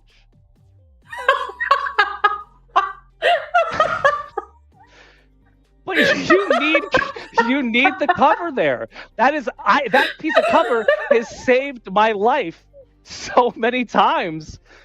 And it's like, hey, we're in like this really pretty garden. We're in this really pretty garden. You're going to want to sit down and enjoy it. So, okay, yeah, a bench would be here. Oh, the bench is there. Cool. I'm not really thinking about it until I'm breaking it down. In the moment, I'm just like, yeah, that's just a piece of the world that makes sense in this place, and it works. You wouldn't necessarily design a garden this way if you were just going to make a garden. But if you're going to make a map with a garden theme, this does a really darn good job about that, and it works, and it's a fun map to play on. So this is a really, really great example to me of finding that balance of keeping design and making it pretty. Because think about how old this map is. We're talking like 15, 16, 17 years ago, and it still looks that darn good. This is a very, very pretty map, and it serves the gameplay perfectly. Great marriage, great symbiosis, great balance between on this map. Exactly. See, it was intended. It all came back around. That is the funniest. I am so glad you pointed it out, because I would not have really thought about it myself. But they're watching people come up the stairs. yeah, exactly. You're just like, man, this staircase looks really good. Wow. But again, jump scare everyone who comes up here. But again, this is something that I only noticed because I'm at the point now where like I see a level and I'm just like, all right, deconstruct line by line, like what was this? How was this built? What does the color look like? What is the lighting? Blah, blah, blah, blah, blah. It's only something that I noticed once I started taking an analytical mind to the map. Before that, didn't give it a second thought. I jumped in the world. It was believable. Balance between. It was fine. So, with that, I have a couple of just in-engine things that are just kind of like, again, just a few more examples. I'm actually really impressed by how quickly I blew through that. I guess maybe before I jump into that, is there any questions? Does anybody have any questions on this? I feel like I am just throwing the world and just being like, all right, students, I hope you're following along. I really do. Yeah, there's a couple things I can throw in here. One I'll thing load up the I other stuff actually, while we're waiting. yeah, I actually do think that the benches being there makes sense, like where they are. I think it's the way that they're facing is what is so funny to me. Because if they were turned to where they're facing like the fountain or something, that makes sense. You know, you're walking around the garden, you need a second to sit down, catch your breath, watch the pretty fountain. That makes sense. Well, it's the fact that it's pointed like at the stairs. That's so funny to me. And I'll actually even bring it back here for a second, just as an example. Like, I would say pretty often, it would either be facing the fountain, or you would even actually make a benches around the fountain sitting back towards it. Like, it would be kind of more towards the side if it was just an aesthetic thing. But then you don't have any cover in the middle here. You're just out in the open, and now gameplay is suffering. So you need something there. So find something believable in your world, put there, so that way you can have both. Very cool. The main question that I did want to toss your way, Dan, is Simon Finney from the YouTube chat is actually wondering how you would apply some of these concepts to like a stealth game, which I feel wouldn't be too different from horror. I feel like there's a lot of concepts you could share between the two, but it is definitely a separate genre. So I'm curious what your thoughts are. Yeah, I mean, there's so many ways to skin a cat. I hate that phrase, but I've heard it so many times, and it's like now just kind of built into me. I don't know, it just happened. Yeah. First off, whoever invented that phrase, why? Second off, whoever taught it to me, why? And then third, why me for saying it? You are no longer balancing between, Dan. Honestly, in stealth, and it's not even just in stealth games, you see this all over the place, is a really great example. Why are all these vents so dang big? Like, why everybody able to climb through vents? I don't know if anybody's seen vents, but they're not that big, and they're also not that solid. Most people that tried to crawl through a vent would fall through the ceiling. But we need a path for gameplay, and that is a very common sort of everyday real world item that we could use. Again, there are some big events or big vents. They do exist, but most aren't for that exact reason. So that is an example of where you would like, all right, it's maybe not realistic, but it's believable. I'm going to go through the vent and I'm going to sneak up on this guy and I'm going to do my stealth thing. I think the big thing, God, there's just like, I guess what I wish I had a little bit more context for is like, specifically what with stealth, because there's so many things. Like we could be talking about navigation, we could be talking about lighting, we could be talking about so many things there.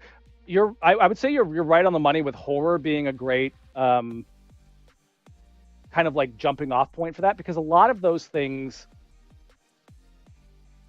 you know, they're kind of the same. Like one of the ways that I often like to put stealth games are horror games where you're the monster. Like you're the thing creeping in the dark. So you will be leaning in a lot of those things. You're going to have a lot of high density things. It's going to be hard for the players, especially if it's a PvP thing, for them to navigate. There's going to be a lot of clutter. There's going to be a lot of contrast. There's going to be a lot of shadows that you can hide into. That would be a really great example of where in that gray box staging, nail the lighting as much as possible and build in some of those smaller obstacles in the gray box as well. I mean, you don't have to like go down to the detail, but like if the intention is that it's going to affect the player's ability to navigate, then it should be built in the gray box in some form. Or if it's going to affect their ability to see. So like things that cover like foliage, trees, things like that. You want those sorts of things to exist so that way you can test it and be like, all right, yeah, it does cover the way I intended it to, or it covers too much and it's breaking line of sight and the AI doesn't know how to navigate. Or this is a really big one, the AI just sees you through it. They just see you through the plan. You can't see them at all, but they just see you. You didn't catch that until the art was in, and that's a problem. So I would say that deep. That came from somewhere deeply personal. I could feel it. If I had $1 for every time I've been just like, I might as well be the bush, and I just get shot by an AI, I'm like, bro, Why? So frustrating.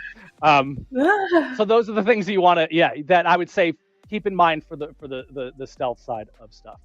Yeah, awesome.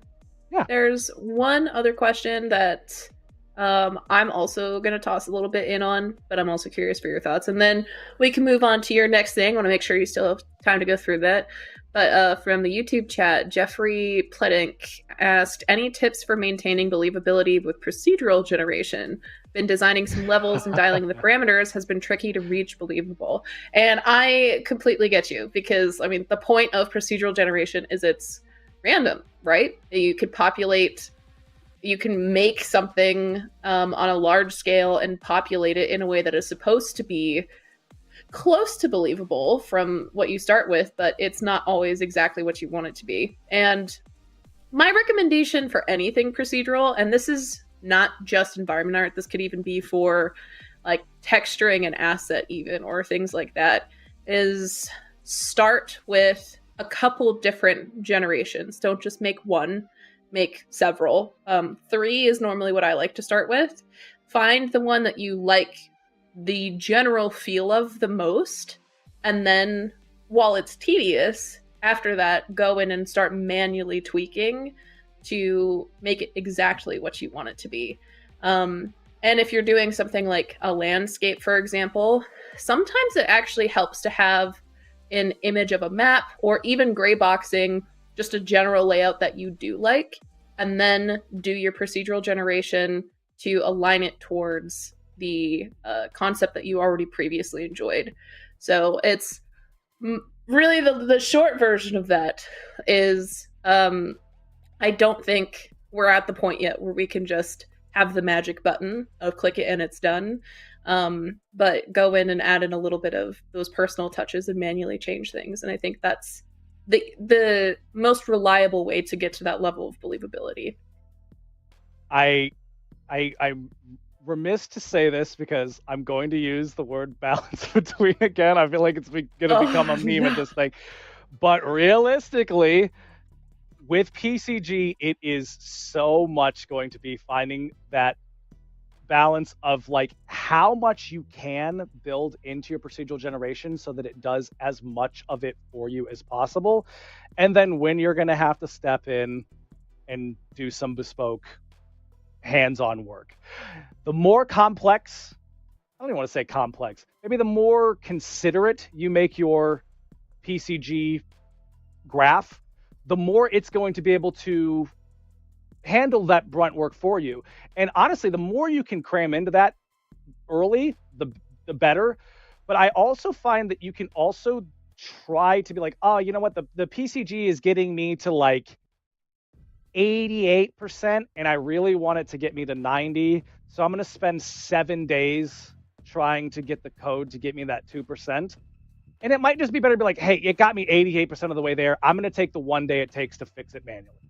Like, figure out what is your time frame, what are your resources, what can you do? If you have all the time in the world and the goal is to be like, the whole point of this is to get the PCG as good as possible, then great, do that. But if you're like, hey, I'm making this world, I only got this much time, and I don't have enough time to do it all by hand, I'm going to use some PCG. Cool, I'm going to spend this amount of time to get as much out of that PCG as possible. And then once I've gotten to that point, I have to move on, then handle the rest manually.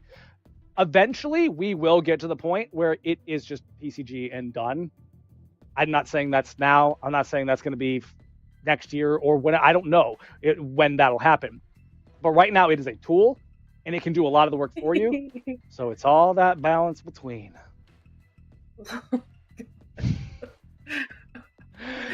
We're not allowed to say that again for at least the next I was just gonna say, like, that's gonna be added to my list, like, absolutely, where I say that now. And every time I say balance between, I'm gonna think about this moment. I'm gonna be 88 years old and it's still gonna happen. Yeah. Ugh. All right. All right, cool. All right. I have a few more pictures. Take us on to the next do a couple step. more.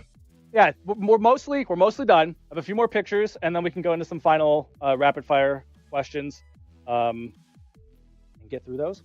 So, this is something that I'm bringing as an example because it's more of a personal experience that I had. So I worked on a project where it was a smaller team, and because of that, there was definitely some more overlap in terms of the roles, but there was still some dedicated, like, hey, narrative is really handling a good amount of the blockouts for the world, because it has very specific narrative needs. You need to go from this place to this place, and it has to take this long because this person's talking at this juncture, and blah, blah, blah, blah, blah. But they weren't extremely, I don't want to say concerned. They weren't responsible extremely for the gameplay side of it. So the environment artists had a little bit more wiggle room in terms of what they could and couldn't do that would affect gameplay. Now, that was a little bit of a risk because you could do something with the art that then breaks the narration, and they're like, oh, now we have to go and undo some of that work. But it was a scenario that I experienced. And one of the things that would happen is I would get something like this where, like, hey, yeah, they're going to go from this room to this room, and here's a hallway. Like, cool. This is bland and real boring. Or a real example that made me think about this, the one that I keep going back to, is like, yeah, you're going to get chased from here to here, and here's the hallway you get chased through. And they handed me this. And I'm like, okay, I'll just run to the door, I guess. Like, that's cool. Like, I can make it dark, and that's fine. I guess that's scary, but there's no gameplay factor in that. I'm only relying on the art to handle that. So for something like this, you could take a hallway and be like, cool, you only have a thin path that you can actually take. Or maybe you want to jump on the pipes, but then you have to jump down and jump back up, and that could slow you down. Okay, this is a very simple thing. Maybe the timing is very specific on that. Maybe they're like, you know what? I really want a little bit more gameplay with my environments. So it's like, okay, cool. Now you have to come over here, but you're going to have to make a jump. And you don't make the jump, you fall. Or if you make the jump, maybe you land on a platform down below, you don't actually die, but now you have to climb up, and the thing behind you is getting closer. This adds tension. Most people are just going to make this jump, but the fear that you might not make it is going to lay into that horror. And if you don't make it, you're definitely going to be horrified, because it's absolutely going to catch up to you while you're trying to clamber up that little bit of a path. Or just something as simple as, it's kind of got a zigzag pattern. You kind of like navigate it. It's not just like a boring run to the end. You actually have to do something here. And again, this, you could, and in many cases, level design will have this built out. But again, smaller teams, or let's say you're the level artist and the level designer. That's where, like, pretty much I was at this point. These are things that you want to consider. How can I make the level design and the art work together to make them both better? Like help them both do their thing. So that's just a couple examples. These are just a couple quick images of just, again, it's all the same hallway. These are the exact same dimensions. All I did was duplicate it. And actually, I have it open there. I don't know if skidding over there would be a big pain in the butt, but they're literally just stacked like this. It's this one, and then there's the next hallway, and I just duplicated it like this, and it's still a row. It looks horrific, but it was just for an example. And just made a couple variants that just show, like, hey, you can have the same thing, but the environment art really helps, not only with the mood. This is not the fairest comparison because I didn't like this scary. That's just kind of my bad. But at least with these ones, you can see the difference in terms of, like, a simple walk, a bit of a jump, or having to actually navigate some sort of path in order to make it to the other side. So that's something to consider. And then the last thing that I'll show off here, we're going a little bit further back. This is just kind of going back to that idea of, like, having such a high density in terms of detail that you lose your target. So we have, we're going to skip that. We'll come back to that in a second. I forgot that I had that. So we have a pretty cool scene here. Broken out wall. There's Quinn just hanging out. It's kind of hard to see. Kind of hard to see Quinn. Not only is she kind of the same tone as the rest of the environment, but she is also a high frequency detail object standing in front of a bunch of high density detail objects. High frequency detail object. But maybe you need that. It's like, hey, we're in a bunker. Like, I need pipes and things so that it feels like a bunker. Like that environment part is needed. This would be a really good example of where having a specific shader that kind of just always has that little bit of backlighting to them would help her stand out a little bit. But then you end up in situations where it's like, hey, I'm in a pitch black area that's supposed to be pitch black, and I got a rim light for no reason, and it looks kind of weird. So that's why, I mean, and again, you could do overrides. So like, hey, when you're in this specific area, you turn off that material effect. There's so many different ways not to do anything to cats, but to accomplish a goal. As the artist, as the environment artist, I like to tackle as many of those as I can in the art itself. So yeah, again, look at this. You see her. I mean, I don't know, Tina, what do you think? Is it easy to see Quinn? I feel like this is a trick question. I know it's not a trick question, but it feels like it is one. It's always a trick question. Yeah. Here's the thing. I feel like if she didn't have her like glowing heart, chest. Yeah, she would be a lot harder to pin down for sure. Well, okay, what about now? Oh. I'm also just blind. I feel targeted. That's something that but that's a great point though, but that's something I have to consider with my art, is that maybe not everybody out there has extreme color clarity and great eyesight. I wear glasses. They're like a 1, so they're like pretty low glasses. So but with them I see pretty well. I'm not trying to brag about it, Tina, but I was trying to give context for the fact that it doesn't make me hyper vigilant or I'm blind. Is I can see Quinn, but if I rounded this corner and I'm playing a shooter game where the time to kill is 0.3 seconds, I'm probably not going to notice Quinn before she's blown me away because of where she's standing. And it's not that she's necessarily like crouched in the corner with a scope on me. She's standing in the window. So I should probably be able to see her, right? Again, it all depends on your design goals. But the reason that I bring this up is like you can fix that with materials and things like that, or you can kind of fix it with the lighting. I don't know about you, but Quinn pop out big time now. I see Quinn. Yeah. Very easily. I also just realized I didn't make a screenshot of being further back. I should have done that. Just proving my own point. It's fine. For some context, I was putting this together as I was prepping for the show in terms of running the show. So I apologize. But hopefully you see what I mean. And you would see how this would also translate to being further back. Just make the image smaller. Ooh. We got some thoughty boys in here. We got people making thoughts. I can't. Yeah, some thinkers. How do I zoom out? Oh, well, here. You try harder. We'll just do it. That works. Yeah. See? Do it. She still stands out. I still see her. She almost stands out maybe a little bit too much. And I think for this specific example, it's just because she's shiny. I think if she had a more matte material, she'd sit a little bit more in the environment. But I mean, we're going to make her thumbnail size. I see Quinn. Very much so, still. And the only thing that changed was the lighting.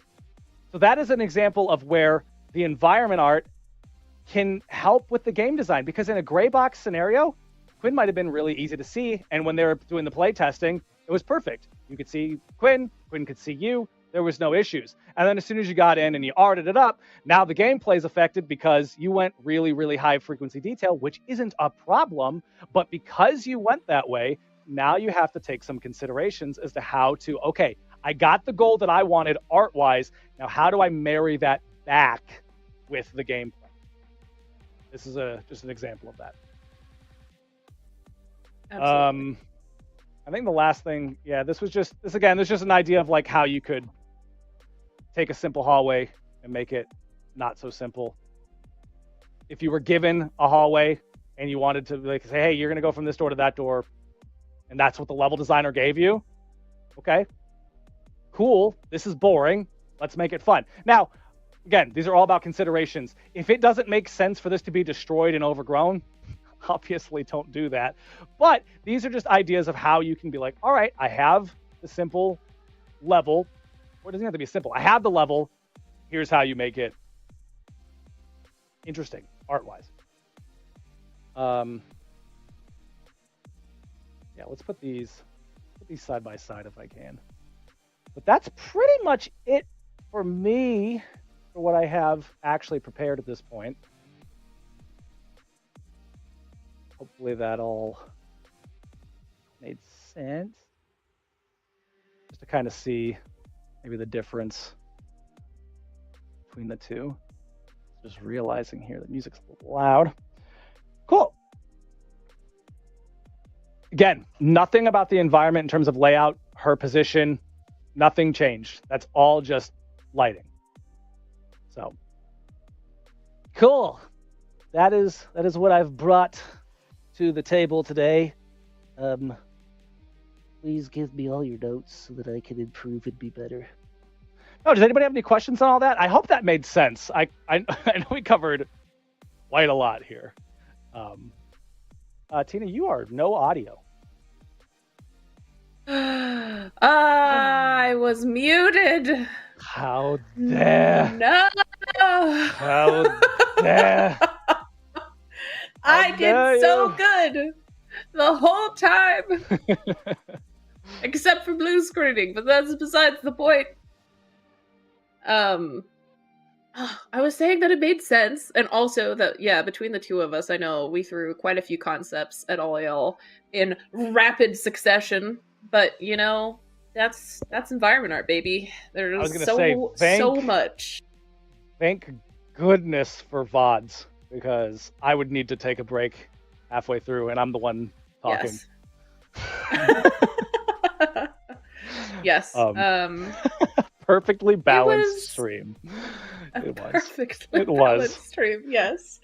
But yeah, I mean, there's so many things to take into consideration, and a lot of it also, if anyone is planning on getting into environment art and they watched this and they're like, whoa, there are so many things to take into consideration. We're at this point, we're talking about also there's some large swath concepts here that would be helpful for you to take into consideration while going forward. But there's also a lot of very fine detail work that we went into as well. So don't feel like you have to just run in with all of this knowledge at 100% before you even start.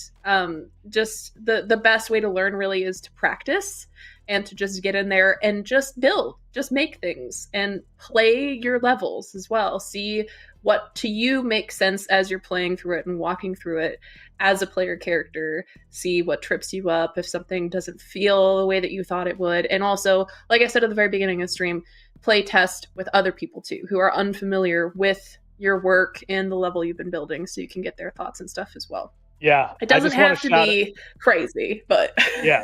I know. I want to shout out Volkiller Games. They said exactly what I was going to say as soon as I read that. The question was, how do you know that there is too much information for the player in the environment? And not only did Volkiller say playtest, they also said playtest, playtest, playtest, which is exactly how I was going to say that. Playtest, playtest, playtest. Not only playtest, but playtest often. Like not like a lot of times how the pipeline will be done is that you will submit either daily or every couple of days, or maybe they have a weekly push where everything you've been working on gets through there. Once you push, take 10 minutes, take 5 minutes. Even if it's just you and one other coworker, jump in and run around, see how it feels. Or get it in front of two people who aren't familiar with it and see what they do. And if it's like, great example is a puzzle game. If they can't find the key, like they're just walking around mindlessly forever, you don't want them to just wander in the room and be like, oh, there's the key, I found it. Like, you want to have some sort of puzzle to it.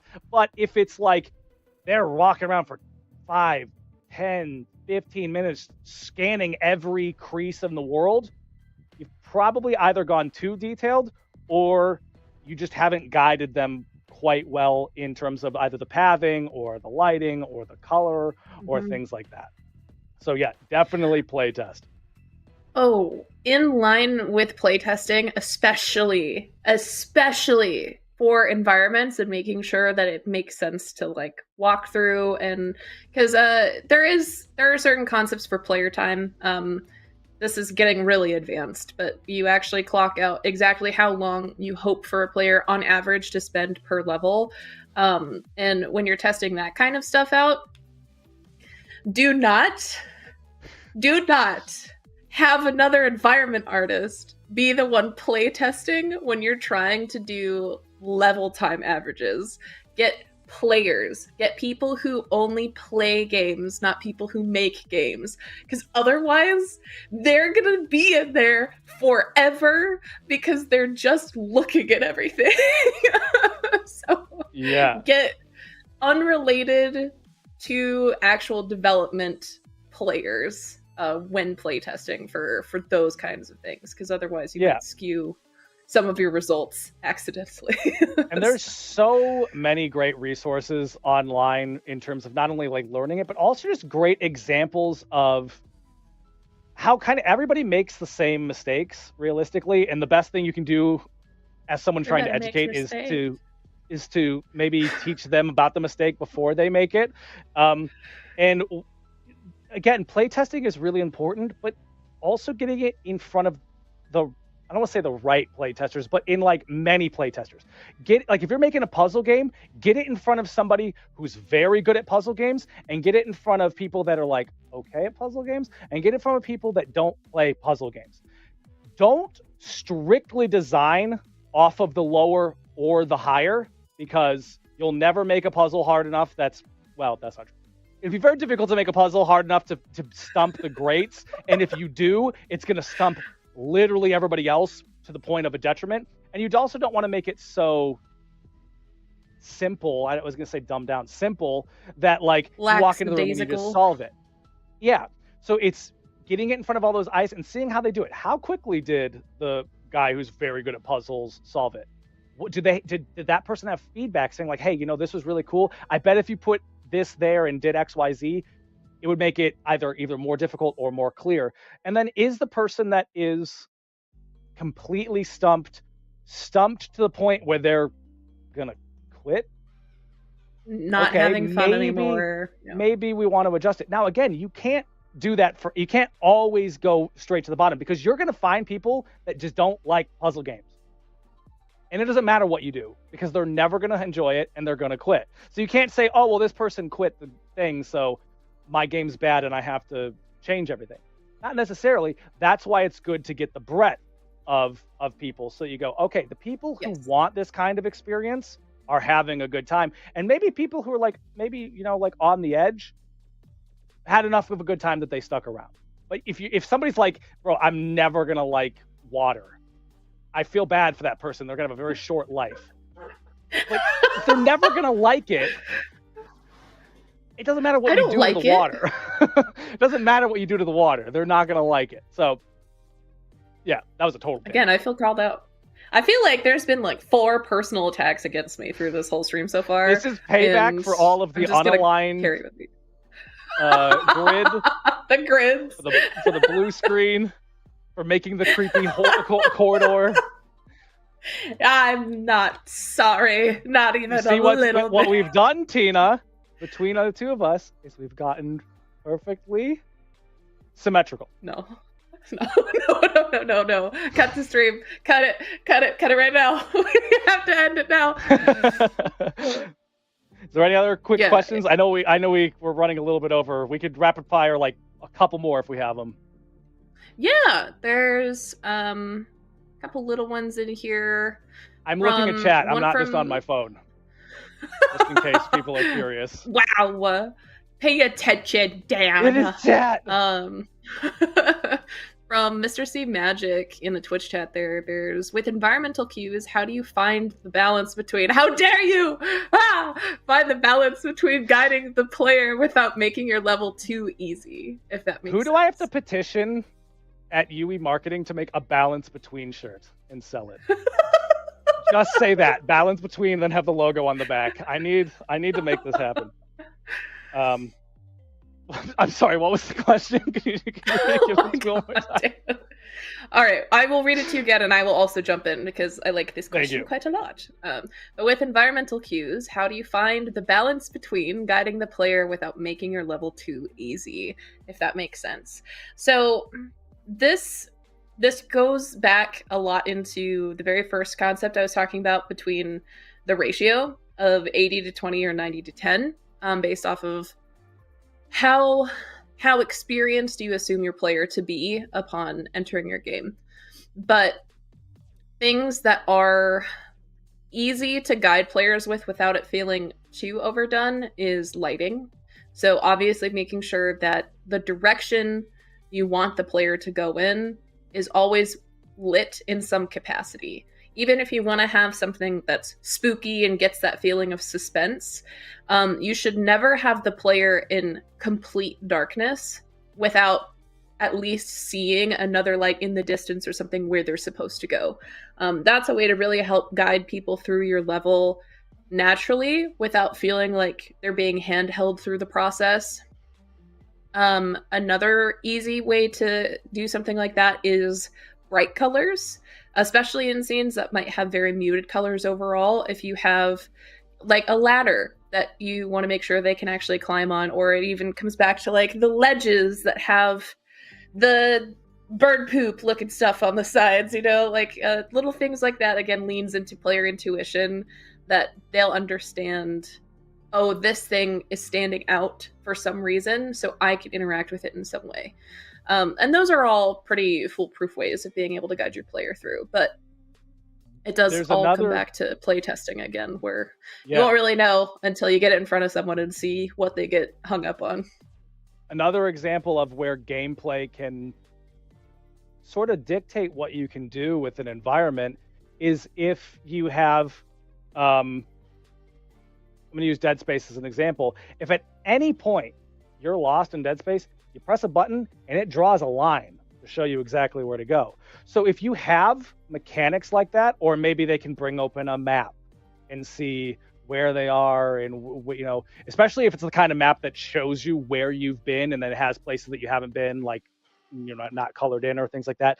Depending on what sort of tools you have game mechanic wise, it lets you maybe have a little bit more freedom in terms of how obscure you can make your sort of guidance. And having them be optional is a great thing. I saw Volkiller on point today saying, like, in options have the ability to either enable or disable cues. So that way you're like, hey, I'm used to this thing. I don't really need a waypoint to tell me exactly where to go as soon as somebody says, hey, go to the store. And they go, oh, there's the store. Like, you have the option to turn those things off is helpful too. And then, like Tina said, play test it. Get an idea in your head and be malleable with this, because it will change, of how long do you think or want it for them to take to find whatever it is you're looking for, either it be the path or the object or whatever like that. Give or take a percentage, because it'll go in either direction. And if it's going extremely outside of that range, as in players are running directly to there the second they get in there, or they're taking way too long to find it, that is a really good way of knowing, like, oh, you know what, I've gone way too hard. I need to pull back a little bit on my cues, or this is not clear enough and I really need to do something to guide the player. Yeah. Oh, and another thing, because I know we've been talking mainly about like interiors as well, but there's a couple things you can do for outdoor environments too that help guide players. One of them is just a path. Straight up, which is, even if it's like in a dense forest or something like that, you can have a path where you can just see a little bit more dirt in this particular direction than you can in the other. Just a very subtle visual cue that guides players along in that way. But that does also bring up another question that someone asked. That's more just a personal question, which is fun. But right. Das Falmir. What a name. That's definitely how it has to be said. For you, what is more fun to do, an indoor or outdoor environment? Oh. Okay, I have an answer. Is it a cop-out answer? No, but it does have not an asterisk, but like there's there's a word for it that I'm drawing a blank on. I have an answer. So it's a cop-out. I personally prefer doing indoors, only because I think honestly the outdoors is harder. Like, I find more comfort in indoors because more manageable for me to tackle. There are significantly less variables that I have to worry about in terms of line of sight, in terms of lighting, in terms of object placement, if I'm in a box. If it's, hey, you have the whole planet. Well, I mean, do I put a rock here? Do I put a rock there? Is this rock big enough? Where do I put the tree? Like there's so many more variables with it. Not to say that I don't enjoy it, but if I'm just going personal comfort, I'm going to usually lean towards the inside than the out. That's not to say, now, doing outside is a fun challenge, and I love doing exteriors because of that. But if I'm just like, hey, bro, you get to make a dream environment, probably be indoors. Or my favorite is when you do the indoors and it's like kind of broken away and you get a little bit of the outdoors too. Best of both worlds. That's the cop-out answer.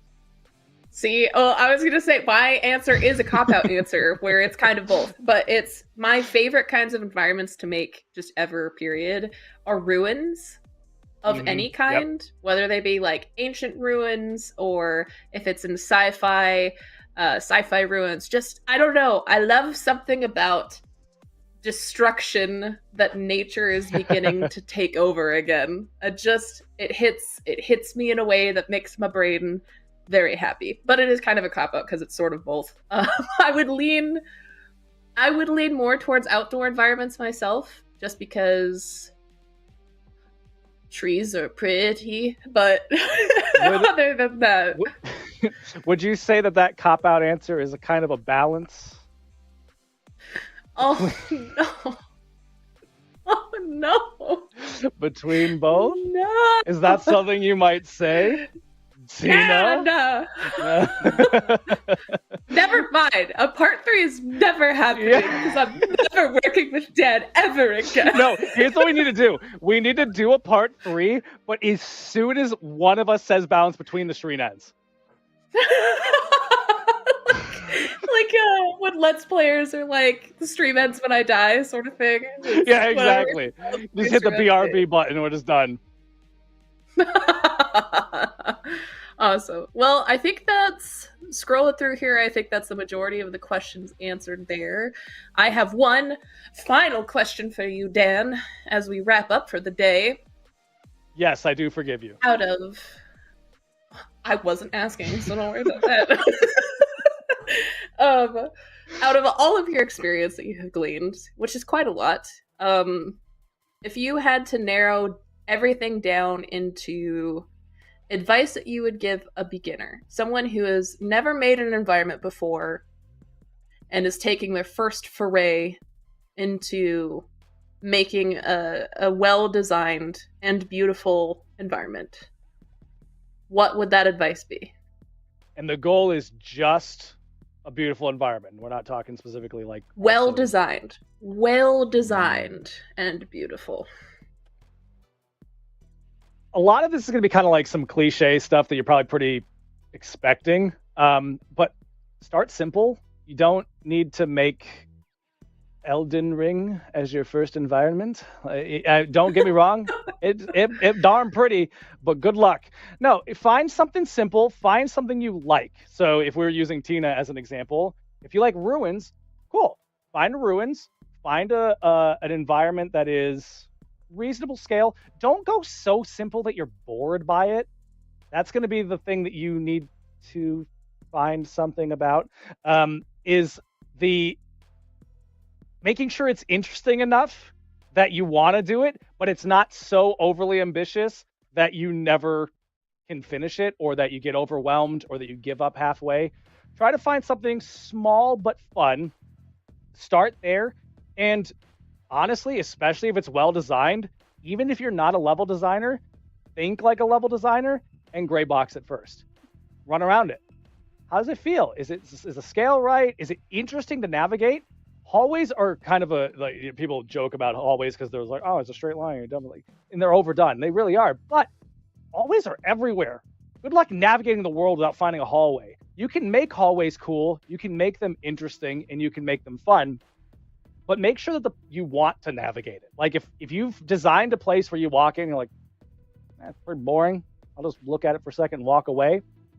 Maybe the design wasn't quite there and you don't have the intrigue of actually wanting to navigate around it. Or maybe the design is there, but it's lit in a way that's unappealing and you don't care, or it's not drawing your eye, or it's too dark and red and you don't want to go down it. Those sorts of things. Start simple, do it. You're going to have, I don't want to say you're going to. If you're anything like me, you're going to have a lot of growing pains in that process, and you're probably really going to dislike it by the time you're done. And that's a good thing, because what that means is you went through and you did all the mistakes and you got them out of the way, and they're done now, and you've learned from it. So the next time you make ruins, you'll have a much better time, hopefully. And it might not be the second time. I'll be honest, I probably made... I want to use a real answer. I probably made a dozen maps, like actually completed a dozen maps before I had one that I was like, oh, this one's actually pretty good. But all those 11 was a ton of learnings that got me to that good. And then now when I go into a map, I have a lot of things in my brain. I'm like, okay, I know what works. I know what doesn't. I know what to go towards. I know what to avoid. And then sometimes I'm like, I wonder if I can push this boundary. What happens if I do this? Oh, that didn't work at all. Okay, let's take it out. What if I do this? That's kind of cool.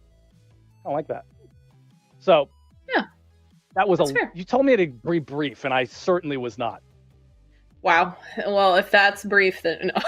Do you like our rapid fire questions? The questions are rapid fire. The answers absolutely aren't. It was a fantastic answer, though. I think if I had to answer the same question, which I will ask it to myself. Tina, what would be the one piece of advice that you would give? Well, thank you for asking, Tina. That's such a wonderful and insightful question. I would love to answer it for you. It would be that almost juxtaposed to what you were just saying. I think it's okay to scrap a project and start over. Like, even before it's finished. So if you're in the middle of making something and you're playing through it and it just doesn't feel good and you've been working on it give it a couple days at least, take some time away from it and then come back, change things up a little bit. And even if through all of that, it still isn't feeling good, then just start over. Get rid of it. Don't sink a bunch of time into something if you're not getting anything from it anymore. If you're not learning anything or feel like you're making progress, then just stop and start over again. There's no harm in that. And really, it's just a better use of your time sometimes by that point. So that would be my advice. Don't get attached. I couldn't echo that more. We're gonna only have this up for a second here, but I want to show this as an example. This was a thumbnail that you might have saw, or you hopefully saw in the slideshow. I do still have this problem. I don't call it a problem, but I still do this. I still go into environments where I'm like, all right, I have an idea. Here's what I'm going to make. For me, because I've been doing this for 20 something years, I hate talking like that. I can tell pretty, I can tell pretty early if it's not working. So for me, this one was about 3 or so hours in. There's more to than what we're seeing here, but if I were to turn this camera like 90 degrees, you're going to see a void and an abyss and stuff like that, because I was trying to make something.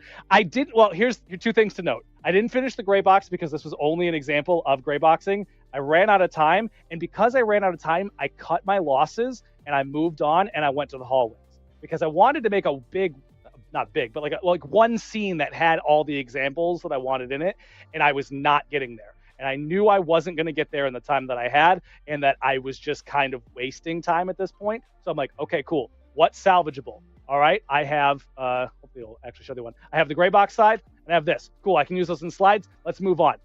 Cut my losses. I knew when it wasn't going to get better. I mean, it could have, but it wasn't going to be worth the time investment. It was better for me to cut it, start over, and get out. Yep. And there's just one final question that I'm going to answer super, super quick from Simon Finney again over in YouTube chat. How can you find the balance between scrapping projects and the show's sticking it out?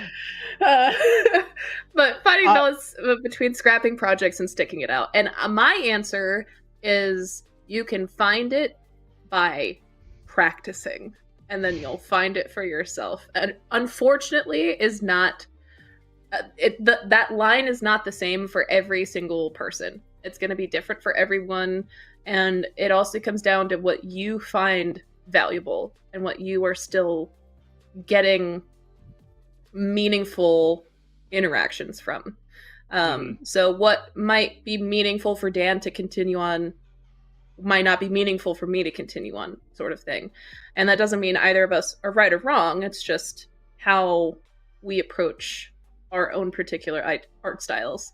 So here's my second cop-out answer of the day, is just try it till you find it, and you'll figure it out in time. I really like Flufflepim's answer, although for some people that will be different, because some people curse like sailors and it doesn't mean a problem.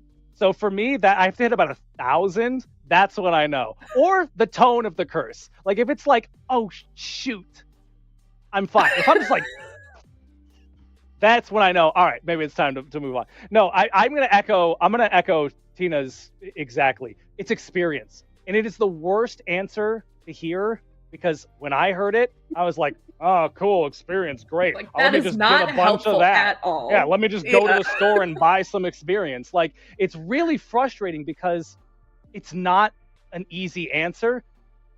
But man, if I'm not just kicking and screaming into agreement, like, it is 100% experience. You will go into something, you'll be like, you know what, I can salvage this, and then you never do. And you go, okay, cool.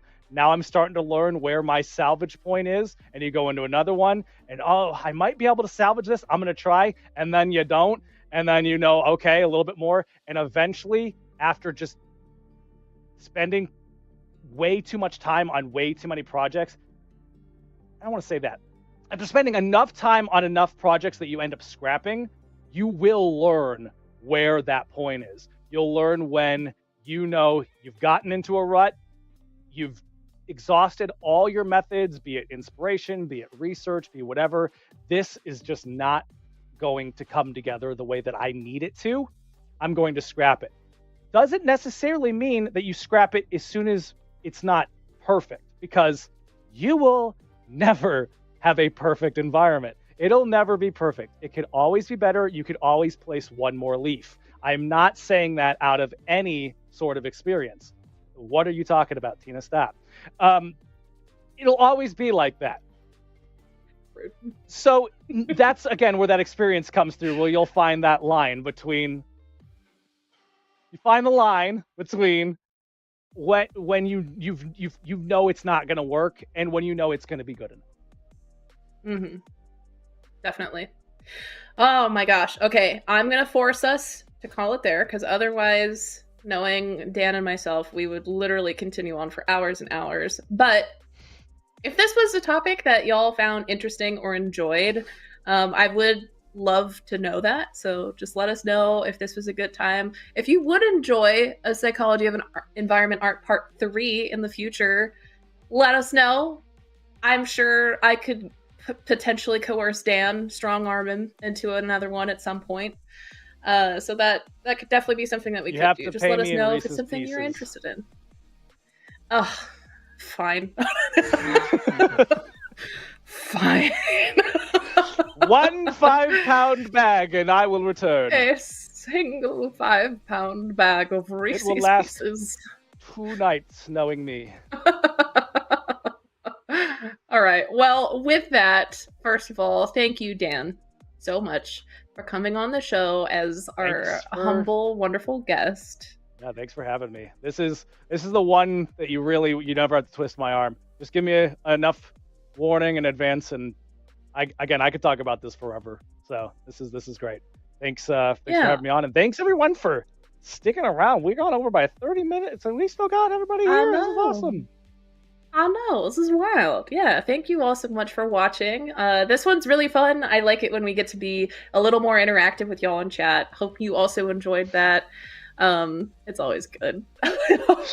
Anyone else who says a balance between... Just read Chrome Flux's thing and then don't say anything. Let's just go. No. For anyone who missed any part of the stream, no worries. It is recorded. We will be posting it as a video on both our YouTube and Twitch channel afterwards, so you can always harken back to it if there are little bits and tips and tricks in there that you want to be able to pull up again in the future. You will be able to do so. There's more to the outro that I'm forgetting. It's one of those days.